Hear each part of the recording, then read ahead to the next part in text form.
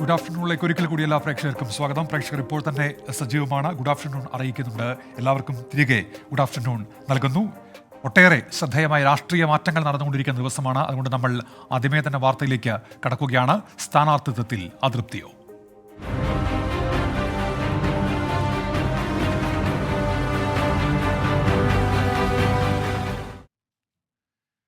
K മുരളീധരനെ തൃശൂരിൽ മത്സരിപ്പിക്കാനുള്ള കോൺഗ്രസ് നീക്കത്തിന്റെ ഞെട്ടലിലാണ് തൃശൂരിലെ ജില്ലാ നേതൃത്വവും.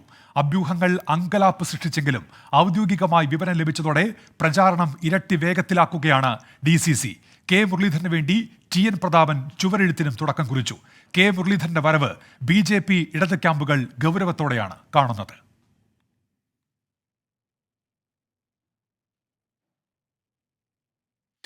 നിതിൻ ഇപ്പോൾ വാർത്തയുടെ വിശദാംശങ്ങളുമായി. അപ്രതീക്ഷിതമായ ഒരു നീക്കമായിരുന്നു നേരത്തെ ഉണ്ടായത്. പത്മജിയുടെ BJP പ്രവേശമെന്ന് പറയുന്നത്, അതുമായി ബന്ധപ്പെട്ട് പ്രഖ്യാപനങ്ങൾ നടക്കുന്നു, നീക്കങ്ങൾ നടക്കുന്നു. അത് പ്രധാനപ്പെട്ടതാണ്. ആ നിലയ്ക്ക് രാഷ്ട്രീയ മാറ്റങ്ങൾ ഒരു ഭാഗത്ത് ഇപ്പോൾ നടന്നുകൊണ്ടിരിക്കുന്നു എന്നുള്ളതാണ്.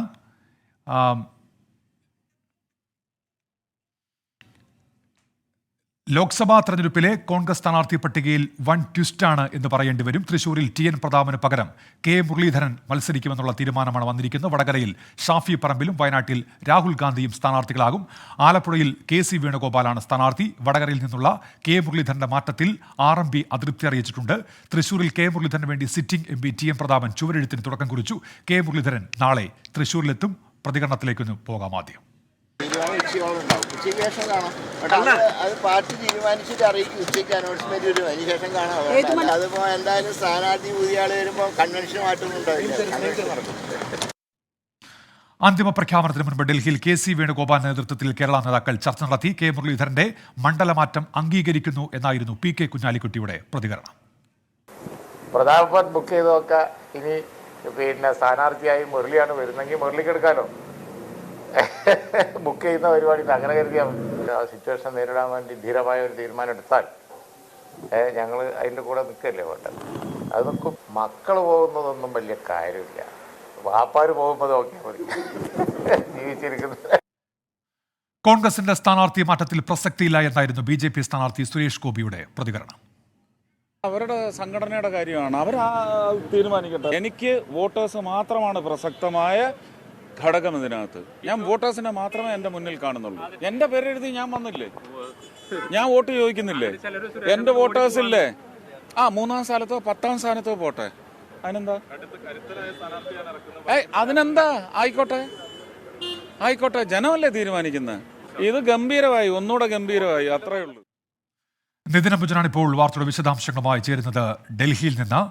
നിതിൻ, ഈ ഒറ്റ ദിവസം കൊണ്ടുണ്ടായ മാറ്റങ്ങളാണ് പത്മജിയുടെ BJP പ്രവേശം, അതൊക്കെയാണോ ഈ മാറ്റങ്ങളിലേക്ക് എത്തിക്കുന്നത്? നിതിൻ,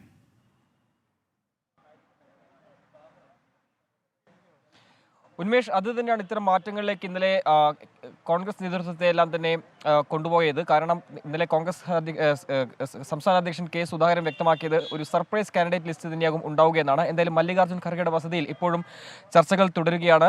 മല്ലികാർജ്ജുൻ ഖർഗെയുടെ വസതിയിൽ VD സതീശൻ, നടപ്പതിന് രമേശ് ചെന്നിത്തല കൂടാതെ KPC അധ്യക്ഷൻ K സുധാകരൻ എന്നിവർ ഉൾപ്പെടെ ഈ സ്ഥാനാർത്ഥി പട്ടികയിൽ ഒരു അന്തിമ രൂപം നൽകാനുള്ള ചർച്ചകൾ പുരോഗമിക്കുന്നു. എന്തായാലും ഈ കൂടിക്കാഴ്ചയ്ക്ക് ശേഷം വൈകാതെ പ്രഖ്യാപനം ഉണ്ടാകുമെന്നാണ് മനസ്സിലാക്കാൻ സാധിക്കുന്നത്. രാവിലെ 11 മണിക്ക് സ്ഥാനാർത്ഥികളെ പ്രഖ്യാപിക്കുമെന്നായിരുന്നു നേരത്തെ KPC നേതാക്കളെല്ലാം വ്യക്തമാക്കിയത്. പക്ഷേ അത് പിന്നീട് നീളുകയായിരുന്നു. എന്തായാലും അതിന് മുന്നോടിയായി തന്നെ ചില അതൃപ്തികൾ മുരളീധരന്റെ ഭാഗത്തും അതോടൊപ്പം ഷാഫി പറമ്പിലിന്റെ ഭാഗത്തും എല്ലാം ഉയർന്നിരുന്നു. സ്ഥാനാർത്ഥി പട്ടിക പ്രഖ്യാപിക്കുന്നതിന് മുമ്പ് തന്നെ എല്ലാ അതൃപ്തികളും പരിഹരിച്ചുകൊണ്ട് ഒറ്റക്കെട്ടായി മുന്നോട്ട് പോകുക, അത് ലക്ഷ്യം വെച്ചുള്ള ചർച്ചകൾ തന്നെയാണ് നടക്കുന്നത്. ഇന്ന് രാവിലെ KC വേണുഗോപാലിന്റെ വസതിയിൽ നേതാക്കളെല്ലാം തന്നെ കൂടിക്കാഴ്ച നടത്തിയിരുന്നു. അതോടൊപ്പം വയനാട്ടിൽ രാഹുൽ ഗാന്ധിയുടെ സ്ഥാനാർത്ഥിയാകും. കൂടാതെ കണ്ണൂരിൽ K സുധാകരൻ, അതോടൊപ്പം വടകരയിൽ ഷാഫി പറമ്പിൽ തന്നെയാണ് സ്ഥാനാർത്ഥി എന്നാണ് ഈ ഘട്ടത്തിൽ നമുക്ക് മനസ്സിലാക്കുന്നത്. പത്മജ വേണുഗോപാൽ BJP ആസ്ഥാനത്തെത്തിയിരുന്നു, ഇപ്പോൾ മാധ്യമങ്ങളോട് സംസാരിക്കുന്നു. അവര് ആരും കാണുന്നില്ല, രാഹുൽ ഗാന്ധിക്ക് സമയമില്ല, പിന്നെ നേതാക്കളില്ല, എല്ലാവരും പോയല്ലോ. ഞാൻ പോയ മാതിരി തന്നെ തിരിച്ചിങ്ങോട്ട് പോന്നു. അന്ന് എനിക്ക് തോന്നി ഇനി ഇതിൽ നിന്നിട്ട് ഒരു കാര്യമില്ല, അപമാനിക്കപ്പെടുക ദിവസവും. ഇലക്ഷൻ സമയത്തൊക്കെ ആണെങ്കിലും എന്നെ ഒരു കമ്മിറ്റിയിൽ പോലും ഇടില്ല. എന്നെ അവിടെ നിന്ന് തൃശ്ശൂരിൽ നിന്ന് ഓടിക്കണം എന്ന് 4-5 പേരങ്ങോട്ട് തീരുമാനിച്ച് എവിടെയും എനിക്കെതിരെ ഓരോ പ്രശ്നങ്ങൾ. പക്ഷെ നേതൃത്വത്തിനോട് പറയുമ്പോൾ അവർ വളരെ നിസ്സാരമാക്കി എടുത്തു പലതും. അതെല്ലാം എന്നെ വേദനിപ്പിച്ചു. അപ്പോൾ കുറച്ച് ദിവസങ്ങളായി എൻ്റെ മനസ്സിലുണ്ടായിരുന്നു, ഞാൻ അത് ആരോടും പറഞ്ഞില്ല എന്ന് മാത്രം. അപ്പോൾ പെട്ടെന്നായപ്പോൾ അവരും ഞെട്ടി, കാരണം അവരൊരിക്കലും വിചാരിച്ചില്ല ഞാനിങ്ങനെ ഒരു തീരുമാനത്തിലേക്ക്. അപ്പം ഞാൻ അവരോട് പറഞ്ഞു, ആളെ മുട്ടിയ ചേരയും കടിക്കൂട്ടാ, ഞാൻ വലിയ പാമ്പും മൂർഖനൊന്നും അല്ല എന്നല്ലേ നിങ്ങൾ പറയണത്, വെറും ചേരയാണ്. പക്ഷെ ചേരയായാലും നമുക്ക് ഒരു അത്താഴം തീരും. അപ്പോൾ ആ രീതിയിൽ നിങ്ങൾ കണ്ടാൽ മതി എന്ന് പറഞ്ഞു. പിന്നെ രാഹുൽ മാങ്കൂട്ടത്തിനെ പോലെ ആൾക്കാർ പറഞ്ഞത്, ഞാൻ സത്യം പറഞ്ഞാൽ മൈൻഡ് ഇല്ലെങ്കിലും കോൺഗ്രസ്സിൽ അങ്ങനത്തെ ഒരു സംസ്കാരം ഉണ്ടായിരുന്നില്ല. ഇപ്പോൾ ഇവരൊക്കെ വന്നതോടുകൂടി അത് തുടങ്ങി. എനിക്ക് വിഷമം പറഞ്ഞു വരുമ്പം പ്രസിഡന്റ് പറഞ്ഞ മാതിരി എൻ്റെ അച്ഛനെയല്ല പറഞ്ഞു, എൻ്റെ അമ്മേനെ പറഞ്ഞേ, ഞാൻ കരുണാകരൻ്റെ മകളല്ല എന്ന്. അതിൻ്റെ അർത്ഥം എൻ്റെ അമ്മേനെയല്ലേ ഇവർ പറയുന്നത്. അതുകൊണ്ട് തന്നെ ഞാൻ രാഹുൽ മാങ്കൂട്ടത്തിനെതിരെ ഞാൻ കേസ് കൊടുക്കും.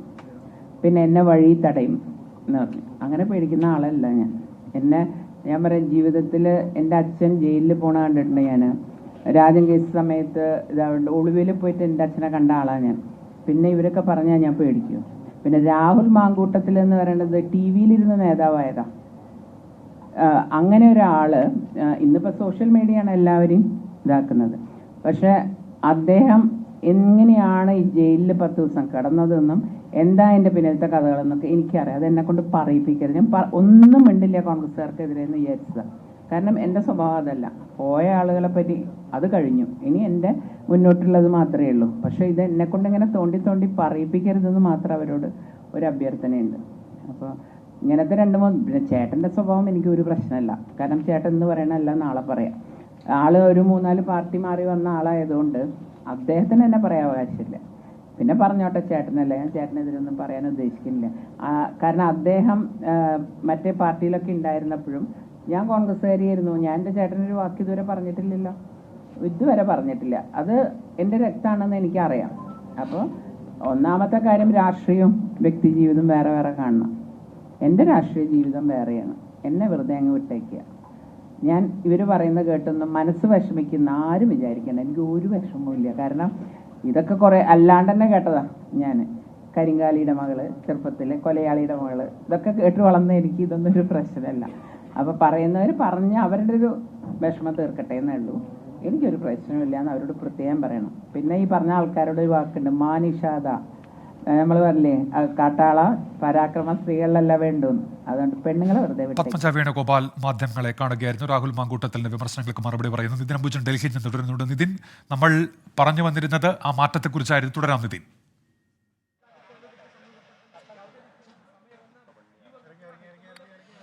എന്തായാലും സ്ഥാനാർത്ഥി പട്ടിക സംബന്ധിച്ചുള്ള ചർച്ചകൾ അതിപ്പോൾ പൂർത്തിയായി. ഇപ്പോൾ കേരളത്തിലുള്ള നേതാക്കളെല്ലാം തന്നെ പുറത്തേക്ക് വരികയാണ്. എന്തായാലും കെ സുധാകരൻ ഒരുപക്ഷെ ഖർഗെയുമായുള്ള കൂടിക്കാഴ്ച ശേഷമുള്ള പ്രതികരണം എന്തായാലും ഏറെ പ്രധാനപ്പെട്ടതാണ്. സ്ഥാനാർത്ഥി പ്രഖ്യാപനം, അതോടൊപ്പം തന്നെ അത്തരം ചില തീരുമാനങ്ങൾ ഈ ഒരു കാണുമ്പോൾ എന്തായാലും അറിയിക്കുമെന്നാണ് മനസ്സിലാക്കാൻ സാധിക്കും. ദൃശ്യങ്ങൾ നമുക്ക് കാണാം. കെ സുധാകരൻ, അതോടൊപ്പം തന്നെ ചെന്നിത്തല, കൂടാതെ വി.ഡി. സതീശൻ എന്നിവർ ഇപ്പോൾ മല്ലികാർജ്ജുൻ ഖാർഗെയുമായുള്ള കൂടിക്കാഴ്ച ശേഷം ഇപ്പോൾ പുറത്തേക്ക് ഇറങ്ങുകയാണ്. ഒരു പക്ഷേ സ്ഥാനാർത്ഥി പ്രഖ്യാപനം ഉൾപ്പെടെയുള്ള കാര്യങ്ങൾ നമുക്ക് പ്രതീക്ഷിക്കാം. നേരത്തെ സൂചിപ്പിച്ച പോലെ തന്നെ നിർണായകമായ ചർച്ചകൾ തന്നെയാണ് കഴിഞ്ഞ ഏതാനും മണിക്കൂറുകളായി ഡൽഹി കേന്ദ്രീകരിച്ച് നടന്നത്. സ്ഥാനാർത്ഥി പട്ടിക പ്രഖ്യാപിക്കും മുമ്പ് തന്നെ എല്ലാ അതൃപ്തികളും പരമാവധി പരിഹരിച്ചുകൊണ്ട് മുന്നോട്ട് പോവുകയാണ് ലക്ഷ്യം വെച്ചത്. അതിൻ്റെ ഭാഗമായുള്ള ചർച്ചകൾ പൂർത്തിയാക്കി തന്നെയാണ് ഖർഗെയുടെ കൂടിക്കാഴ്ച ശേഷം ഇപ്പോൾ നേതാക്കളെല്ലാം തന്നെ ഇങ്ങോട്ടേക്ക് വരുന്നത്.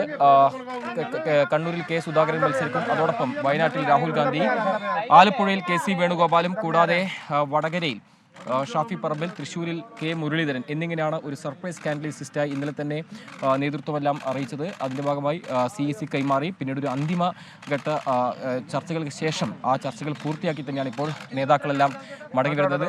K Sudhakaran, VD. സതീശൻ എല്ലാം തന്നെ ഇപ്പോൾ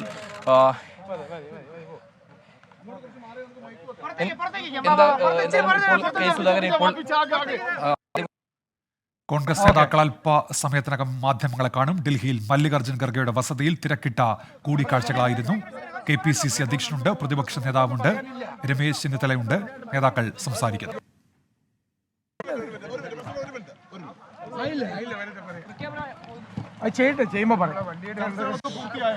എപ്പോഴും ഇന്നലെ രാത്രി പൂർത്തിയായില്ല.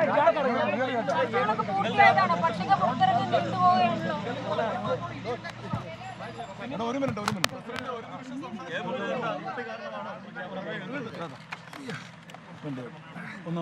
ഞങ്ങൾ നിങ്ങളെ വിളിക്കും. ഞങ്ങൾക്ക് പറയാനുള്ളപ്പോൾ നിങ്ങളെ ഞങ്ങൾ വിളിക്കും. We will call you when we want. ഒരു പ്രതിസന്ധിയുമില്ല. സർപ്രൈസ് ലിസ്റ്റ് വൈകുവാണല്ലോ. സർപ്രൈസ് ലിസ്റ്റ് ഒന്നും വൈകേണ്ട ഒരു കാര്യമില്ല. അതൊക്കെ ഒരു കൺഫ്യൂഷനും ഇല്ല.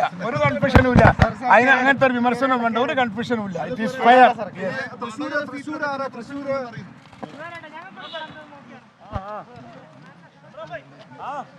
കൂടിക്കാഴ്ചയ്ക്ക് ശേഷം കോൺഗ്രസ് നേതാക്കൾ കൂടിക്കാഴ്ചയ്ക്ക് ശേഷം ഇപ്പോൾ നിതിൻ പറഞ്ഞോളൂ. കോൺഗ്രസ് നേതാക്കൾ മടങ്ങുകയാണ്. എന്തായാലും വി ഡി സതീശൻ എന്തായാലും സർപ്രൈസ് ലിസ്റ്റ് ഉടൻ തന്നെ ഉണ്ടാകുമെന്നാണ് നേതാക്കൾ അറിയിച്ചത്. മല്ലികാർജ്ജുൻ ഖർഗെയുടെ വസതിയിലെ കൂടിക്കാഴ്ച ശേഷം ഇപ്പോൾ നേതാക്കൾ മടങ്ങിയിട്ടുണ്ട്. ഒരു തരത്തിലും അതൃപ്തികളോ അല്ലെങ്കിൽ മറ്റൊരു തരത്തിലും പ്രശ്നങ്ങളില്ല എന്ന് തന്നെയാണ് കെ സുധാകരൻ അല്പസം മുമ്പ് മാധ്യമങ്ങളോട് പ്രതികരിച്ചത്. എന്തായാലും ഇനി വൈകാതെ തന്നെ പ്രഖ്യാപനം, ഒരുപക്ഷെ നമുക്ക് അറിയാൻ സാധിക്കുന്നത് വൈകിട്ടോടുകൂടി തന്നെ പ്രഖ്യാപനം ഉണ്ടാകും. മറ്റൊരു തരത്തിലുള്ള തർക്കങ്ങളോ ഒന്നും തന്നെ ഇല്ല എന്ന് വ്യക്തമാക്കിയിട്ടുണ്ട്. എന്തായാലും കൂടിക്കാഴ്ച ഒരു അന്തിമ രൂപം നൽകി തന്നെയാണ് ഇപ്പോൾ മല്ലികാർജ്ജുൻ ഖർഗെ വസതിയിൽ നിന്നും നേതാക്കളെല്ലാം തന്നെ പുറത്തേക്ക് ഇറങ്ങിയിരിക്കുന്നത്. കണ്ണൂരിൽ കെ സുധാകരനും അതോടൊപ്പം വടകരയിൽ ഷാഫി പറമ്പിൽ, കൂടാതെ ആലപ്പുഴയിൽ KC വേണുഗോപാൽ, വയനാട്ടിൽ രാഹുൽ ഗാന്ധി എന്നിങ്ങനെ തന്നെയാണ് പട്ടിക ഹൈക്കമാൻഡ് വിഭാഗത്തിൽ തന്നെ കഴിഞ്ഞ ദിവസമെല്ലാം കേരളത്തിലുള്ള സ്ക്രീനിംഗ് കമ്മിറ്റി കൈമാറുകയും അതിലൊരു അംഗീകാരം നേടുക, അതിന്റെ അവസാനവട്ട ചർച്ചകൾ പൂർത്തിയാക്കി തന്നെയാണ് നേതാക്കൾ മടങ്ങിയിരിക്കുന്നത്. ഉന്മേഷ്. നിതിൻ അംബുജനാണ് വിവരങ്ങൾ നൽകിക്കൊണ്ടിരിക്കുന്നത്. ഡൽഹിയിൽ നിന്ന് കോൺഗ്രസിന്റെ സ്ഥാനാർത്ഥി പട്ടികയിൽ തീരുമാനമാകുമ്പോൾ അറിയിക്കാമെന്ന് പറഞ്ഞ നേതാക്കൾ മല്ലികാർജ്ജുൻ ഖർഗെയുമായുള്ള കൂടിക്കാഴ്ചയ്ക്ക് ശേഷം മടങ്ങിയിരിക്കുന്നു. സർപ്രൈസ് ലിസ്റ്റിൽ കൺഫ്യൂഷനുണ്ടോ എന്ന മാധ്യമപ്രവർത്തകരുടെ ചോദ്യം. ഒരു കൺഫ്യൂഷനുമില്ല എന്ന നേതാക്കളുടെ മറുപടി. ഇന്ന് തന്നെ പ്രഖ്യാപനമുണ്ടാകുമെന്നാണ് നിതിൻ അംബുജൻ റിപ്പോർട്ട് ചെയ്യുന്നത്. സ്ഥാനാർത്ഥിത്വത്തിൽ അതൃപ്തിയോ?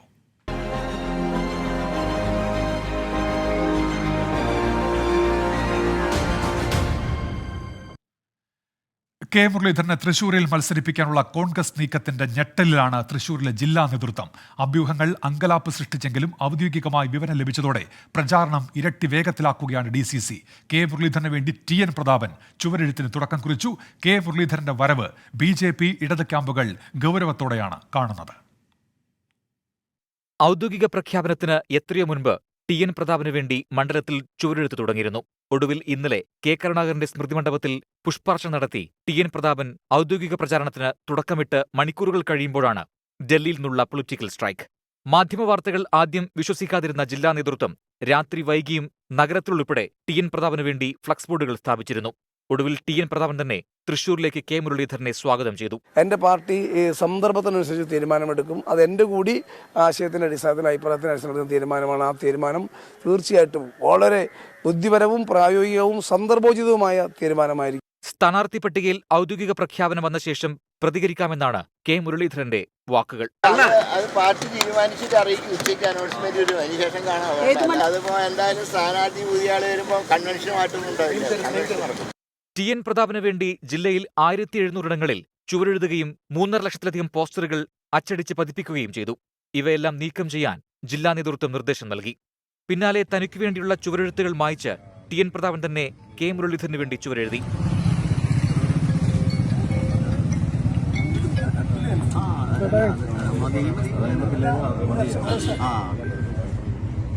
നാളെ രാവിലെ 11 മണിക്ക് തൃശൂരിലെത്തുന്ന കെ മുരളീധരനെ റോഡ് ഷോയായി സ്വീകരിച്ച് മണ്ഡലത്തിൽ അവതരിപ്പിക്കാനാണ് നേതൃത്വത്തിന്റെ തീരുമാനം. 24 തൃശൂർ. വടകരയിൽ നിന്ന് കെ മുരളീധരൻ തൃശൂരിലേക്ക് എത്തുമ്പോൾ കോൺഗ്രസിന്റെ വടകരയിലെ സ്ഥാനാർത്ഥി ആര് എന്ന ചോദ്യമാണ് ബാക്കി. ഷാഫി പറമ്പിൽ, T സിദ്ദീഖ് എന്നിവരുടെ പേരുകൾ പരിഗണിക്കുന്നുണ്ട്. ഇരുവരും അതൃപ്തി അറിയിച്ചെങ്കിലും നേതൃത്വത്തിന്റെ സമ്മർദ്ദത്തിന് വഴങ്ങി ഷാഫി പറമ്പിൽ മത്സരിച്ചേക്കാനാണ് സാധ്യത. സ്ഥാനാർത്ഥി പ്രഖ്യാപനത്തിന് മുൻപേ ആലപ്പുഴയിൽ KC വേണുഗോപാലിനായി പ്രവർത്തകർ പ്രചാരണം തുടങ്ങി. 2019 അവസാന നിമിഷ സർപ്രൈസായിരുന്നു വടകരയിലേക്കുള്ള കെ മുരളീധരന്റെ വരവ്. ഇത്തവണ സ്ഥാനാർത്ഥിയെ സംബന്ധിച്ചിടത്തോളം ആശങ്കയില്ലാത്തതിനാൽ പ്രചരണം നേരത്തെ തുടങ്ങി. ഒടുവിൽ പട്ടിക മാറിമറിയുമ്പോൾ വടകരയിൽ വീണ്ടും അനിശ്ചിതത്വം. സാമുദായിക സമവാക്യങ്ങൾ പരിഗണിച്ച് ഷാഫി പറമ്പിലിനെയോ T സിദ്ദീഖിനെയോ മത്സരിപ്പിക്കാനാണ് ആലോചന. ലോക്സഭാ തെരഞ്ഞെടുപ്പിൽ മത്സരിക്കുന്നതിലെ പ്രയാസം ഷാഫി പറമ്പിൽ അടുപ്പക്കാരെ അറിയിച്ചു. എങ്കിലും നേതൃത്വത്തിന്റെ തീരുമാനം അംഗീകരിച്ചേക്കും. മത്സരിക്കാനില്ലെന്ന് നേതൃത്വത്തെ അറിയിച്ചതായി T സിദ്ദീഖ് 24നോട്. 2020 അടിക്കും. വടകരയിൽ വൻ ഭൂരിപക്ഷത്തിന് ജയിക്കും. മിറാക്കിൾ കാൻഡിഡേറ്റ് ലിസ്റ്റായിരിക്കും. ഏത് സാധനത്തെയും അടിച്ച് നിർവീര്യമാക്കാൻ ശേഷിയുള്ള മാരക പ്രഹരശേഷിയുള്ള സ്ഥാനാർത്ഥികൾ വരിക, ജനബന്ധത്തിന്റെ പിന്തുണ ഉള്ള. വടകരയിൽ നിന്ന് കെ മുരളീധരൻ പിൻവാങ്ങുന്നതിൽ ലീഗിലും RBയിലും ഭിന്നസ്വരം ഉയർന്നിരുന്നുവെങ്കിലും PK കുഞ്ഞാലിക്കുട്ടിയും KK രമയും തിരുത്തി. ആ സിറ്റുവേഷൻ നേരിടാൻ വേണ്ടി ധീരമായ ഒരു തീരുമാനം എടുത്താൽ ഞങ്ങൾ അതിൻ്റെ കൂടെ നിൽക്കല്ലേ വേണ്ടത്. അത് നിൽക്കും. ഒരു സ്ഥാനാർത്ഥികൾ മാറിയത് കൊണ്ട് വലിയ മാറ്റം ഉണ്ടാവുമെന്ന് ഞാൻ പ്രതീക്ഷിക്കുന്നു. ഷാഫി പറമ്പിൽ ഏറ്റവും ശക്തനായ യുവ നേതാവാണ്. ആലപ്പുഴയിൽ KC വേണുഗോപാലിനൊപ്പം രാഹുൽ മങ്കൂട്ടത്തിന്റെയും പേര് പരിഗണിക്കുന്നുണ്ട്. പ്രത്യേക സാഹചര്യം പരിഗണിച്ച് KC വേണുഗോപാൽ മത്സരിക്കാമെന്ന് നേതൃത്വത്തെ അറിയിച്ചിട്ടുണ്ട്. മാരാരിക്കുളത്ത് KC വേണുഗോപാലിനായി പോസ്റ്ററുകൾ പ്രത്യക്ഷപ്പെട്ടു. 24 തിരുവനന്തപുരം. കോൺഗ്രസിനുള്ളിൽ നടക്കുന്ന രാഷ്ട്രീയ ചർച്ചകൾ സംബന്ധിച്ച് സ്ഥാനാർത്ഥി ലിസ്റ്റുമായി ബന്ധപ്പെട്ട് ഒട്ടേറെ പ്രേക്ഷകരും പ്രതികരിക്കുന്നുണ്ട്. TN പ്രതാപന്റെ കാര്യമടക്കം പ്രേക്ഷകർ ചൂണ്ടിക്കാണിക്കുന്നുണ്ട്. ബുദ്ധിപരമായ തീരുമാനമാണെന്ന് പ്രതാപന് മനസ്സിലായി എന്നതടക്കം പ്രേക്ഷകർ പ്രതികരിക്കുന്നു. കെ മുരളീധരന്റെ വരവിനെ ചില പ്രേക്ഷകരൊക്കെ സ്വാഗതം ചെയ്യുകയും ചെയ്യുന്നുണ്ട്. അങ്ങനെ ആ രാഷ്ട്രീയ വാർത്തയോട് സജീവമായി തന്നെ പ്രേക്ഷകർ പ്രതികരിക്കുന്നു. രാഷ്ട്രീയ ചർച്ചകൾ ഇങ്ങനെ സജീവമായി തുടർന്നുകൊണ്ടിരിക്കുകയാണ്. ഇടുക്കിയിൽ നിന്ന് മറ്റൊരു വാർത്ത കൂടി ഈ ഘട്ടത്തിൽ വരുന്നുണ്ട്. അത് പലതവണ നമ്മൾ കേട്ടതാണ്. വീണ്ടും ആ ചോദ്യം ഉയരുന്നുണ്ട്. ദേവികുളം മുൻ MLA S രാജേന്ദ്രൻ BJPയിലേക്കോ?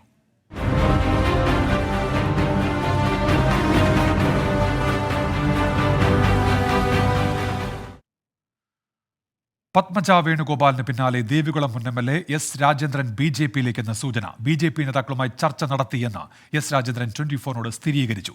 CPIMന്റെ വാതിൽ പൂർണ്ണമായി അടഞ്ഞാൽ മാത്രമേ മറ്റു വഴികൾ തേടൂവെന്നും S രാജേന്ദ്രൻ വ്യക്തമാക്കി. പാർട്ടി നടപടി നേരിട്ടവരല്ലാതെ മറ്റാരും BJPയിലേക്ക് പോകില്ലെന്ന് LDF കൺവീനർ EP ജയരാജൻ പ്രതികരിച്ചു. BJPയിലേക്ക് പോകുമെന്ന അഭ്യൂഹങ്ങൾ മാണി സി കാപ്പൻ MLA തള്ളി. പത്മജയ്ക്ക് പിന്നാലെ കേരളത്തിലെ കൂടുതൽ നേതാക്കൾ പാർട്ടിയിലേക്ക് എത്തുമെന്നാണ് BJP നേതാക്കൾ പറയുന്നത്. BJP നേതാക്കൾ ചർച്ച നടത്തിയെന്ന കാര്യം ദേവികുളം മുൻ MLA S രാജേന്ദ്രൻ 24നോട് സ്ഥിരീകരിച്ചു. CPMന്റെ വാതിലുകൾ അടഞ്ഞാൽ മറ്റു വഴികൾ തേടുമെന്ന് S രാജേന്ദ്രൻ കണ്ടു, സംസാരിച്ചു. അപ്പൊ നമ്മൾ നമ്മുടെ നിലപാട് വളരെ വ്യക്തമായി പറഞ്ഞു. അതിനുശേഷമാണല്ലോ സ്റ്റേറ്റ് സെക്രട്ടറി കാണുന്നത്, സംസാരിക്കുന്നു. അതുകൊണ്ട് ഇപ്പൊ യാദൃശ്യമായി നടന്ന സംഭവങ്ങളെല്ലാം അത്ഭുതകരമായി നടന്നു എന്ന് കണക്കാക്കേണ്ടതില്ല. CPMൽ പാർട്ടി നടപടി നേരിട്ടവരല്ലാതെ മറ്റാരും BJPയിലേക്ക് പോകില്ലെന്ന് LDF കൺവീനർ EP ജയരാജൻ പ്രതികരിച്ചു. പക്ഷെ CPMൽ നിന്ന് പോകാൻ സാധ്യതയില്ല. ചിലപ്പോൾ പാർട്ടി നേരത്തെ നടപടിയെടുത്തിട്ടുള്ള ചിലരുണ്ടാകും, എനിക്കത് അറിഞ്ഞുകൂടാ. ഇതിനിടെ BJP നേതാക്കൾ പാലാ MLA മാണി സി കാപ്പനുമായി ചർച്ച നടത്തിയെന്നും അഭ്യൂഹങ്ങൾ പരന്നു. എന്നാൽ ഇതെല്ലാം കാപ്പൻ തള്ളി. ബോധമുള്ളവരാരും BJPയിലേക്ക് പോകില്ലെന്ന് മാണി സി കാപ്പൻ 24നോട് പറഞ്ഞു. BJPയിലേക്ക് പോകുന്നതിനെ കുറിച്ച് എന്തെങ്കിലും ചർച്ചകൾ നടക്കുന്നുണ്ടോ? ഒരു ചർച്ച നടന്നിട്ടില്ല. നിലവിൽ പോകുന്ന കാര്യത്തെക്കുറിച്ച് ചർച്ച ചെയ്തിട്ട് പോലുമില്ല. മാരിയറ്റൂടിനെ പോയെന്നുള്ള സത്യമാണ്. 24 കോട്ടയം. അപ്പോൾ അങ്ങനെ രാഷ്ട്രീയ വാർത്തകളൊക്കെ സംഭവിച്ചുകൊണ്ടിരിക്കുന്നുണ്ട്. നേരത്തെ നിതിൻ അംബുജൻ ഡൽഹിയിൽ നിന്ന് റിപ്പോർട്ട് ചെയ്യുന്നുണ്ടായിരുന്നു. സിന്ധു KS പറയുന്നുണ്ട്, നിതിൻ അംബുജൻ വല്ലാതെ അണയ്ക്കുന്നുണ്ടല്ലോ, നല്ല വെയിലത്താണ് നടക്കുന്നത്, കുറച്ച് വെള്ളം കുടിക്കാൻ പറയുമെന്നാണ് പറയുന്നത്. രാഷ്ട്രീയ വാർത്തകൾ റിപ്പോർട്ട് ചെയ്യുന്ന തിരക്കിൽ നിതിൻ അംബുജൻ വെയിലൊക്കെ മറന്ന് അവിടെ നിന്ന് റിപ്പോർട്ട് ചെയ്യുകയായിരുന്നു. അക്കാര്യമാണ് സിന്ധു ചൂണ്ടിക്കാണിക്കുന്നത്. ചാലക്കുടി സീറ്റ് BDJSന് തന്നെ എന്ന് തുഷാർ വെള്ളാപ്പള്ളി. മറിച്ചൊരു ചർച്ചയുണ്ടായിട്ടില്ല. സ്ഥാനാർത്ഥി പ്രഖ്യാപനം ഉടനുണ്ടാകുമെന്നും തുഷാർ വെള്ളാപ്പള്ളി പറഞ്ഞു. പെരുന്നയിൽ NSS ആസ്ഥാനത്തെത്തി ജനറൽ സെക്രട്ടറി G സുകുമാരൻ നായരുമായി കൂടിക്കാഴ്ച നടത്തിയ ശേഷമായിരുന്നു പ്രതികരണം. പത്മജ വേണുഗോപാലിന്റെ വരവോടെ എത്ര ഫോളോവേഴ്സ് വരുമെന്ന് കണ്ടറിയണമെന്നും തുഷാർ വെള്ളാപ്പള്ളി പറഞ്ഞു. പ്രതികരണത്തിലേക്ക്. ഡിക്ലറേഷൻ 2 ദിവസത്തിലുണ്ടാവും. ആര് BDJSന്റെ സീറ്റാണ് കോട്ടയം, അതുപോലെ തന്നെ ഇടുക്കി, അതുപോലെ മാവേലിക്കര, പിന്നെ നമ്മുടെ ചാലക്കുടി. ആ സീറ്റിന്റെ 4ന്റെയും പ്രസ്താവന ഡിക്ലറേഷൻ ഇന്നും നാളെയൊക്കെ ആയിട്ട് ഉണ്ടാവും. അങ്ങനെ ചോദ്യം പോലും വന്നിട്ടില്ല. അതൊക്കെ ചുമ്മാ മാധ്യമ സൃഷ്ടികൾ മാത്രമാണ്. ഇപ്പോൾ ഞങ്ങളുടെ സീറ്റുകളെല്ലാം നേരത്തെ ഫൈനലൈസ് ചെയ്തിട്ടുള്ളതാണ്. ഇന്നിപ്പോൾ സംസ്ഥാന കമ്മിറ്റി ഉണ്ട്, അതിനുശേഷം ഡിക്ലെയർ ചെയ്യും. ജയിച്ച് വരുന്നതുകൊണ്ട് തീർച്ചയായും കാര്യം പിന്നെ കേരളത്തിൽ ഒരു വലിയ വാർത്ത ഉണ്ടാകുമെന്നുള്ള കാര്യം സംശയമൊന്നും വേണ്ട. പക്ഷേ എത്ര ഫോളോവേഴ്സ് ഉണ്ടോ എന്നുള്ളതൊക്കെ പിന്നെ കണ്ടറിയേണ്ട കാര്യമാണ്. കണ്ണൂരിൽ നിന്നൊരു പ്രതികരണം വരുന്നുണ്ട്. കണ്ണൂർ ലോക്സഭാ മണ്ഡലത്തിൽ സ്വതന്ത്രനായി മത്സരിക്കുമെന്നാണ് മമ്പറം ദിവാകരന്റെ പ്രതികരണം. K സുധാകരന്റെ ജനാധിപത്യ വിരുദ്ധ പ്രവർത്തനങ്ങൾക്കെതിരെയാണ് മത്സരമെന്ന് അദ്ദേഹം പറഞ്ഞു. 2 വർഷം മുൻപാണ് മമ്പറം ദിവാകരനെ കോൺഗ്രസിൽ നിന്ന് പുറത്താക്കിയത്. ധർമ്മടത്ത് 2 തവണ UDF സ്ഥാനാർത്ഥിയായിരുന്നു മമ്പറം ദിവാകരൻ. ഞാൻ ഏതായാലും തെരഞ്ഞെടുപ്പിൽ മത്സരിക്കാൻ തീരുമാനം എടുത്തത് എന്ന് പറഞ്ഞാൽ ഞാനിപ്പോൾ കഴിഞ്ഞ 2 കൊല്ലവും 3 മാസമായി ഈ പാർട്ടിയിൽ നിന്ന് പുറത്താണ്. അപ്പം എന്നെ പുറത്താക്കിയതിന്റെ കാരണം എന്താണെന്നൊന്നും എനിക്കറിയില്ല. എനിക്ക് ഇതുവരെ ഒരു നോട്ടീസോ അതുപോലെ ഒരു വിശദീകരണ നോട്ടീസോ പുറത്താക്കിയ നോട്ടീസോ ഇതുവരെ കിട്ടിയിട്ടില്ല. KPCC അധ്യക്ഷനാണോ തിരിച്ചുവരവിന് തടസ്സം? എന്നെ ആരാണ് തടസ്സം എന്ന് എനിക്കറിയില്ല. ഇവിടുന്ന് ഒരുപാട് ആളുകൾ, ആയിരക്കണക്കിന് ആളുകൾ മമ്പ്രതി ഭാരത് തിരിച്ച് പാർട്ടിയിൽ എടുക്കണമെന്ന് പറഞ്ഞിട്ട് ആരും മൈൻഡ് ചെയ്തില്ല. എന്നാ അറിയപ്പെട്ട ഒരാളെന്ന നിലയ്ക്ക് 2 തവണ നിയമസഭയിൽ മത്സരിച്ച ഒരാളാണ്. ഒരു തവണ ഇന്ദിര അവിടെ 95 ആദ്യമായി ജില്ലാ പഞ്ചായത്ത് മെമ്പറായി ജയിച്ചതാണ്. ഇരിക്കൂറിൽ മത്സരിച്ച് ജയിച്ച ഒരാളാണ് ഞാൻ. അപ്പൊ അങ്ങനെയുള്ള എന്നെ പാർട്ടി എന്തുകൊണ്ടാണ് എന്നെ പുറത്താക്കിയത്, എന്താ കാരണം എനിക്കറിയില്ല. അപ്പോൾ ഈ വാർത്തയോടൊക്കെ സജീവമായി തന്നെ നമ്മുടെ പ്രേക്ഷകർ പ്രതികരിക്കുന്നുണ്ട്. പത്മജ വേണുഗോപാലിന്റെ BJP പ്രവേശനവുമായി ബന്ധപ്പെട്ട്, തൃശ്ശൂരിലെ സ്ഥാനാർത്ഥിത്വവുമായി ബന്ധപ്പെട്ട്, അങ്ങനെ ഒട്ടേറെ വിഷയങ്ങളിൽ പ്രേക്ഷകരുടെ പ്രതികരണങ്ങൾ വരുന്നുണ്ട്. ആ പ്രതികരണങ്ങളൊക്കെ നമ്മൾ കാണുകയും ചെയ്യുന്നുണ്ട്. നമ്മൾ അടുത്ത ഒരു റിപ്പോർട്ടിലേക്ക് കൂടി പോവുകയാണ്. ആരോപണം തള്ളി മുൻ DGP ലോക്നാഥ് ബെഹ്റ.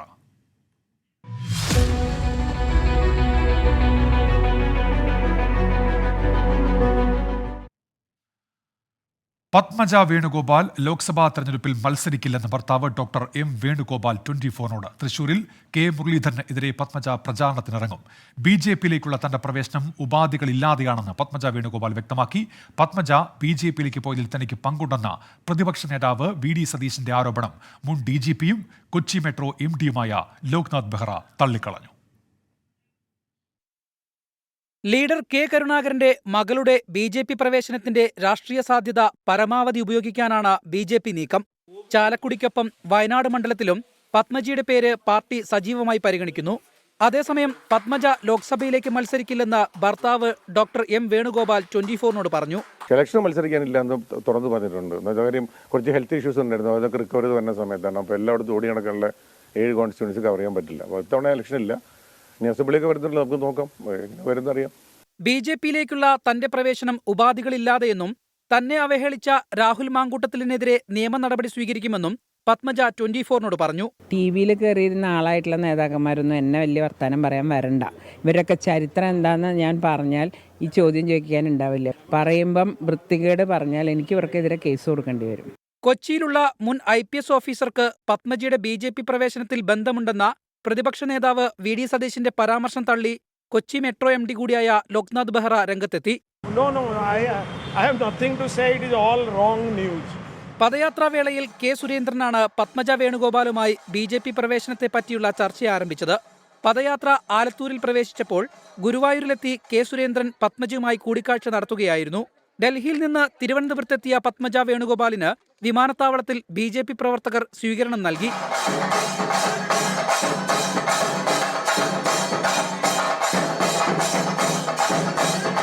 വിവിധ ബ്യൂറോകൾക്കൊപ്പം 24 തിരുവനന്തപുരം. ക്വീൻ എന്ന അക്കൗണ്ടിൽ നിന്ന് ഒരു പ്രതികരണം വരുന്നുണ്ട്. ഉന്മേഷണ്ണ, പത്മജ പോയതിനേക്കാളും വലിയ വിഷയമാണ് അഭിമന്യുവിൻ്റെ ഫയൽ പോയത്, അത് മുക്കല്ലേ എന്നാണ് പറയുന്നത്. നമ്മൾ അങ്ങനെ ഒരു വാർത്ത മുക്കിയിട്ടില്ലല്ലോ. ആ വാർത്ത വന്ന സമയത്ത് തന്നെ നമ്മൾ ആ വാർത്ത നൽകിയതാണ്. ഹൈക്കോടതി ആ വിഷയത്തിൽ ഇടപെട്ടതാണ്. അക്കാര്യമൊക്കെ സൂചിപ്പിച്ചുകൊണ്ട് തന്നെ ആ സമയത്ത് വാർത്ത നൽകിയതാണ്. എന്നിട്ടും എന്താണ് ഇങ്ങനെ പറയുന്നത് എന്ന് മനസ്സിലാകുന്നില്ല. പത്മജയുടെ BJP പ്രവേശനത്തിൽ കോൺഗ്രസ് നേതൃത്വത്തിനെതിരെ കടുത്ത വിമർശനവുമായി യൂത്ത് കോൺഗ്രസ് സംസ്ഥാന അധ്യക്ഷൻ രാഹുൽ മാങ്കൂട്ടത്തിൽ. ജീവിതത്തിൽ കഷ്ടപ്പാട് അനുഭവിക്കാത്തവരെ പട്ടികയിൽ ഉൾപ്പെടുത്തിയാൽ അവർ പാർട്ടി വിടുമെന്ന പാഠം നേതൃത്വം പഠിക്കണമെന്നാണ് വിമർശനം. നേതൃത്വത്തിന് വീണ്ടും വിചാരം ഉണ്ടാകണമെന്നും രാഹുൽ മാങ്കൂട്ടത്തിൽ പറഞ്ഞു. പത്മജ വേണുഗോപാലിനെതിരെയാണ് കേസ് കൊടുക്കേണ്ടത്. കേരളത്തിലെ കോൺഗ്രസ് പ്രവർത്തകർ, ഞങ്ങളുടെ എല്ലാവരുടെയും അനിഷേധ്യ നേതാവായ ഈ പാർട്ടിയെ സ്വന്തം ചോരയും ജീവനും ജീവിതവും കൊടുത്തുണ്ടാക്കിയ K കരുണാകരൻ എന്ന് പറയുന്ന മഹാനായ മനുഷ്യനെ അപമാനിച്ചതിന് പത്മജയ്ക്കെതിരെ ഞങ്ങളാണ് കേസ് കൊടുക്കേണ്ടത്. പത്മജ വേണുഗോപാൽ കേരളത്തിൽ BJPയിലേക്ക് എൻ്റർ ചെയ്തതിന് ഇനി എൻ്റെ എതിരെ ഒരു കേസ് കൊടുക്കുമെന്നൊക്കെ പറഞ്ഞിട്ട് കുറച്ച് ദിവസം വിസിബിലിറ്റി ഉണ്ടാക്കാനുള്ള ശ്രമമായിരിക്കും. അത് നടന്നോട്ടെ. രാഷ്ട്രീയ മാറ്റങ്ങൾ ഒട്ടേറെ നടന്നുകൊണ്ടിരിക്കുന്നുണ്ട് സജീവമായി തന്നെ ലോക്സഭാ തെരഞ്ഞെടുപ്പിന് മുന്നോടിയായി. അങ്ങനെ തെലുങ്ക് ദേശം പാർട്ടി വീണ്ടും NDAയിലേക്ക് എത്തുന്നു എന്നുള്ളതാണ് മറ്റൊരു പ്രധാനപ്പെട്ട വാർത്ത. സഖ്യം സംബന്ധിച്ച അന്തിമഘട്ട ചർച്ചകൾ ഇന്ന് നടക്കും. പാർട്ടി അധ്യക്ഷൻ N ചന്ദ്രബാബു നായിഡു ആഭ്യന്തരമന്ത്രി അമിത്ഷായുമായും BJP അധ്യക്ഷൻ JP നദ്ദയുമായും ഇന്നലെ കൂടിക്കാഴ്ച നടത്തി. ധാരണയിലെത്തിയാൽ പ്രഖ്യാപനം 2 ദിവസത്തിനുള്ളിൽ ഉണ്ടായേക്കും. ലോക്സഭാ തെരഞ്ഞെടുപ്പിൽ NDA 400-ന് മുകളിൽ സീറ്റുകൾ നേടണമെന്നാണ് പ്രധാനമന്ത്രി നരേന്ദ്രമോദി ആഹ്വാനം ചെയ്തിരിക്കുന്നത്. ഇതിന്റെ ഭാഗമായി കൂടിയാണ് BJP പല പാർട്ടികളുമായി സഖ്യസാധ്യതകൾ തേടുന്നത്. ഒഡീഷയിൽ BJDക്ക് പിന്നാലെ ആന്ധ്രാപ്രദേശിൽ തെലുങ്ക് ദേശം പാർട്ടിയെ ഒപ്പം നിർത്താനാണ് BJP ശ്രമം. അന്തിമഘട്ട ചർച്ചകൾ ഡൽഹി കേന്ദ്രീകരിച്ച് ഇപ്പോഴും നടക്കുന്നു. സീറ്റ് ധാരണയിൽ ഇരുവരും എത്തിയാൽ പ്രഖ്യാപനം ഇന്നോ നാളെയോ ഉണ്ടാകും. 10 സീറ്റുകളിൽ മത്സരിക്കാനാണ് നേരത്തെ BJP തീരുമാനിച്ചിരുന്നത്. TDPയുമായി വീണ്ടും സഖ്യത്തിലെത്തിയാൽ 6 സീറ്റുകൾ കൊണ്ട് BJPക്ക് തൃപ്തിപ്പെടേണ്ടിവരും. ബാക്കി സീറ്റുകളിൽ TDPയും ജനസേന പാർട്ടിയുമായിരിക്കും മത്സരിക്കുക. ലോക്സഭാ തെരഞ്ഞെടുപ്പ് കൂടാതെ വരുന്ന നിയമസഭാ തെരഞ്ഞെടുപ്പിലും ഒന്നിച്ച് മത്സരിക്കാനാണ് BJP ലക്ഷ്യമിടുന്നത്. ആന്ധ്രാപ്രദേശിന് പ്രത്യേക പദവി നൽകാനുള്ള അപേക്ഷകൾ നിരസിച്ചെന്നാരോപിച്ച് 6 വർഷം മുൻപാണ് TDP NDAയുമായുള്ള സഖ്യം ഉപേക്ഷിച്ചത്. 24 ഡൽഹി. ഇനി കേരളത്തെ സംബന്ധിച്ച് നമ്മളെയൊക്കെ സംബന്ധിച്ച് മറ്റൊരു പ്രധാനപ്പെട്ട വാർത്തയുണ്ട്, അതിലേക്കാണ് നമ്മൾ പോകുന്നത്. കടമെടുപ്പ് പരിധിയിലെ കേന്ദ്ര സംസ്ഥാന ചർച്ച വീണ്ടും പരാജയപ്പെട്ടിരിക്കുന്നു. കടമെടുപ്പ് പരിധി ഉയർത്തണം എന്ന കേരളത്തിന്റെ ആവശ്യം അംഗീകരിക്കാതെ കേന്ദ്രം നേരത്തെ വാഗ്ദാനം ചെയ്ത 13,890 കോടി മാത്രമേ അനുവദിക്കാനാവൂ എന്ന നിലപാട് കേരളത്തെ അറിയിച്ചു. അച്യുതൻ ഡൽഹിയിൽ നിന്നിപ്പോൾ വിവരങ്ങളുമായി ചേരുന്നുണ്ട്. അച്യുതൻ, സുപ്രീം കോടതിയുടെ നിർദ്ദേശപ്രകാരമാണല്ലോ ഈ ചർച്ച, ഫലമുണ്ടാകുന്നില്ല എന്നാണോ അച്യുതൻ?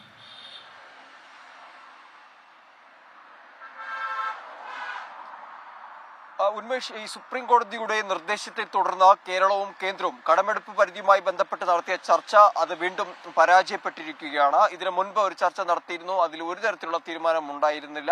അതിനുശേഷം വീണ്ടും കേരളം ഈ നിലപാട് സുപ്രീം കോടതിയെ അറിയിക്കുകയും വിശദമായ വാദം കേട്ട സുപ്രീം കോടതിയായിരുന്നു ഈ 13,608 കോടി കടമെടുക്കുവാനുള്ള അനുമതി കേരളത്തിന് നൽകുന്നത്. എന്നാൽ അധിക തുക സംബന്ധിച്ച് 13,608 കോടിക്ക് പുറമേയുള്ള തുക സംബന്ധിച്ചുള്ള കാര്യങ്ങളിൽ കേന്ദ്രവുമായി ചർച്ച നടത്തി തീരുമാനമെടുക്കാനായിരുന്നു സുപ്രീം കോടതി നിർദ്ദേശിച്ചിരുന്നത്.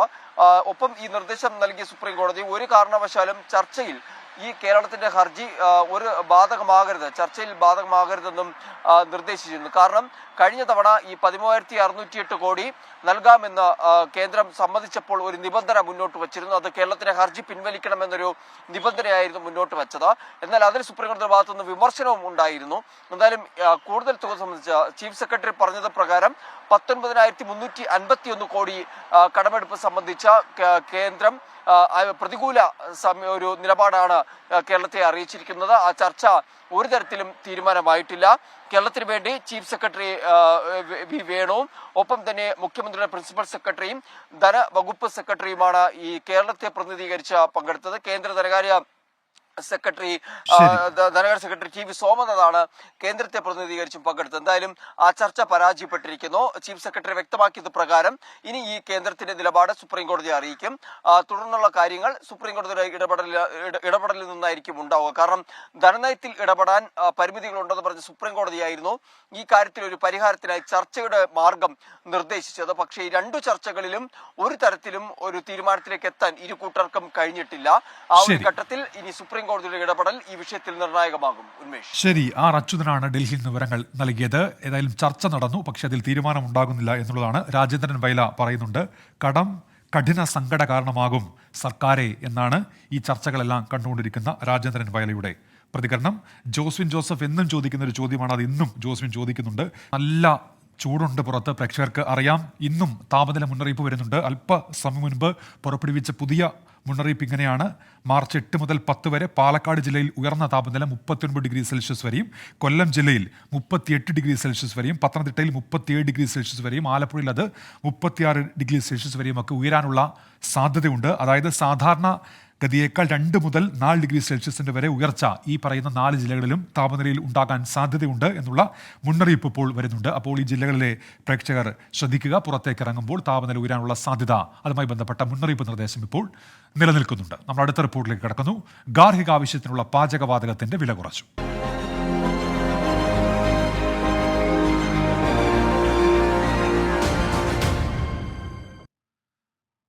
അന്താരാഷ്ട്ര വനിതാ ദിനത്തിൽ ഗാർഹിക ആവശ്യങ്ങൾക്കുള്ള പാചകവാതകത്തിന്റെ വില കുറച്ച് കേന്ദ്രം. സിലിണ്ടറിന് 100 രൂപയാണ് കുറച്ചത്. വനിതാ ദിന സമ്മാനമെന്നും സാമ്പത്തിക ഭാരം കുറയ്ക്കാൻ തീരുമാനം സഹായിക്കുമെന്നുമാണ് പ്രധാനമന്ത്രിയുടെ നിലപാട്. രാജ്യമെമ്പാടുമുള്ള കോടിക്കണക്കിന് കുടുംബങ്ങളുടെ സാമ്പത്തിക ഭാരം കുറയ്ക്കാൻ നടപടി സഹായകമാകുമെന്നും നാരീശക്തിക്ക് പ്രയോജനകരമാകുമെന്നും സുപ്രധാന പ്രഖ്യാപനത്തിലൂടെ മോദി എക്സിൽ കുറിച്ചു. 100 രൂപ കുറയുന്നതോടെ നിലവിൽ ഗാർഹിക പാചകവാതക സിലിണ്ടറുകളുടെ വില 910 രൂപയിൽ നിന്ന് 810 കുറയും. ദാരിദ്ര്യരേഖയ്ക്ക് താഴെയുള്ള സ്ത്രീകൾക്ക് LPG സിലിണ്ടർ നൽകുന്ന പദ്ധതിയായ ഉജ്ജ്വല യോജന ഗുണഭോക്താക്കൾക്കുള്ള സബ്സിഡി അടുത്ത വർഷം വരെ തുടരാൻ കഴിഞ്ഞ ദിവസം ചേർന്ന കേന്ദ്ര മന്ത്രിസഭായോഗം തീരുമാനിച്ചിരുന്നു. കഴിഞ്ഞ വർഷം ഒക്ടോബറിൽ ഗാർഹിക പാചകവാതക സിലിണ്ടർ സബ്സിഡി 200 രൂപയിൽ നിന്ന് 300 രൂപയാക്കിയിരുന്നു. 10 കോടി ആളുകൾക്കാകെ ഇതിന്റെ ആനുകൂല്യം ലഭ്യമാകും. ലോക്സഭാ തെരഞ്ഞെടുപ്പ് വരാനിരിക്കെയാണ് സ്ത്രീ വോട്ടുകൾ ലക്ഷ്യം വെച്ചുള്ള കേന്ദ്ര സർക്കാരിന്റെ പ്രഖ്യാപനം. 24 ഡൽഹി. ലോക വനിതാ ദിനത്തിലാണ് ഈ പ്രഖ്യാപനം. അതിനെ മുൻനിർത്തി തന്നെയാണ് ആ പ്രഖ്യാപനം നടത്തിയതെന്ന് പ്രധാനമന്ത്രി തന്നെ ഇപ്പോൾ വ്യക്തമാക്കുകയും ചെയ്യുന്നുണ്ട്. ലില്ലി പറയുന്നുണ്ട്, ലോക വനിതാ ദിനത്തിൽ സമൂഹത്തിന്റെ ഉയരങ്ങളിലെത്തിയ എല്ലാ സ്ത്രീകൾക്കും, അതേസമയം അടിച്ചമർത്തപ്പെടുകയും പീഡനമേൽക്കേണ്ടി വരികയും ചെയ്യുന്ന സ്ത്രീകൾക്കും വനിതാ ദിനാശംസകൾ എന്ന് പറയുന്നുണ്ട് ലില്ലി യൂട്യൂബിൽ. ഗസയിൽ സഹായം എത്തിക്കാൻ അമേരിക്ക ഗസയിൽ തുറമുഖം നിർമ്മിക്കുമെന്ന് പ്രസിഡന്റ് ജോ ബൈഡൻ. US കോൺഗ്രസിന്റെ സംയുക്ത സമ്മേളനത്തെ അഭിസംബോധന ചെയ്ത് സംസാരിക്കുകയായിരുന്നു ജോ ബൈഡൻ. ഈജിപ്തിന്റെയും ഖത്തറിന്റെയും മധ്യസ്ഥതയിൽ നടന്ന വെടിനിർത്തൽ ചർച്ചകളിൽ പക്ഷേ ഇതുവരെയും തീരുമാനമായിട്ടില്ല. ഗസയിലേക്ക് സഹായമെത്തിക്കാൻ മെഡിറ്ററേനിയൻ തീരത്ത് താൽക്കാലിക തുറമുഖം നിർമ്മിക്കുമെന്ന് സ്റ്റേറ്റ് ഓഫ് ദ യൂണിയൻ പ്രസംഗത്തിൽ അമേരിക്കൻ പ്രസിഡന്റ് ജോ ബൈഡൻ വ്യക്തമാക്കി. ഇസ്രായേൽ ഗസയിലേക്ക് കൂടുതൽ സഹായം എത്തിക്കണമെന്നും നിരപരാധികളെ സംരക്ഷിക്കുന്നതിനായിരിക്കണം പ്രഥമ പരിഗണന നൽകേണ്ടതെന്നും ബൈഡൻ ആവശ്യപ്പെട്ടു. അതിനിടെ വെടിനിർത്തൽ ചർച്ചകൾക്കായി കെയ്റോയിലെത്തിയിരുന്ന ഹമാസ് സംഘം തീരുമാനമാകാത്തതിനെ തുടർന്ന് ഗസയിലേക്ക് മടങ്ങി.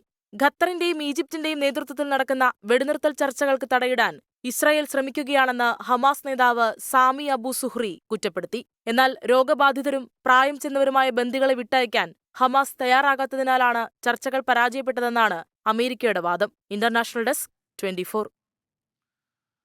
നേരത്തെ പാചകവാതക വില കുറച്ച വാർത്ത നമ്മൾ നൽകിയിരുന്നു. രാജേന്ദ്രൻ വയല പറയുന്നത് ഇങ്ങനെയാണ്: ഇലക്ഷൻ വരുന്നു, പാചകവാതക വില കുറച്ചു, ഇനി എണ്ണവില കുറയുമോ, വെയിറ്റ് ആൻഡ് സീ എന്നാണ് പറയുന്നത്. പവിത്രൻ പാതിരപ്പറ്റ പറയുന്നുണ്ട്, മനുഷ്യരെയും മൃഗങ്ങൾ ഉന്മൂലനം ചെയ്യും എന്നാണ് തോന്നുന്നത്. ഇന്ന് ഗൂഡല്ലൂരിൽ കാട്ടാന 2 പേരെ കൊന്നുവെന്നാണ് അദ്ദേഹം പറയുന്നത്. നമ്മൾ ഇനി കടക്കാൻ പോകുന്നത് ഇപ്പോൾ പവിത്രൻ പാതിരപ്പറ്റ ചൂണ്ടിക്കാണിച്ച വാർത്തയിലേക്കാണ്. ഗൂഡല്ലൂരിൽ കാട്ടാന ആക്രമണത്തിൽ 2 മരണം.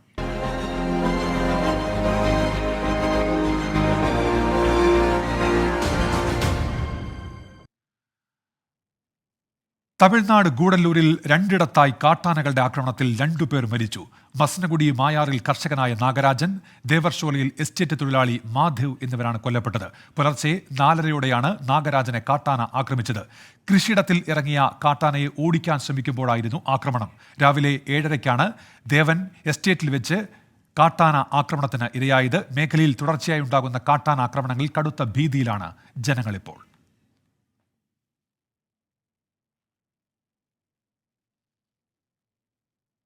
ഇത് തമിഴ്നാട്ടിലെ സ്ഥിതിയാണെങ്കിൽ കേരളത്തിലും വലിയ മാറ്റമൊന്നുമില്ല. ഇന്നും വന്യജീവികളുടെ സാന്നിധ്യം നമ്മൾ കാണുന്നുണ്ട്.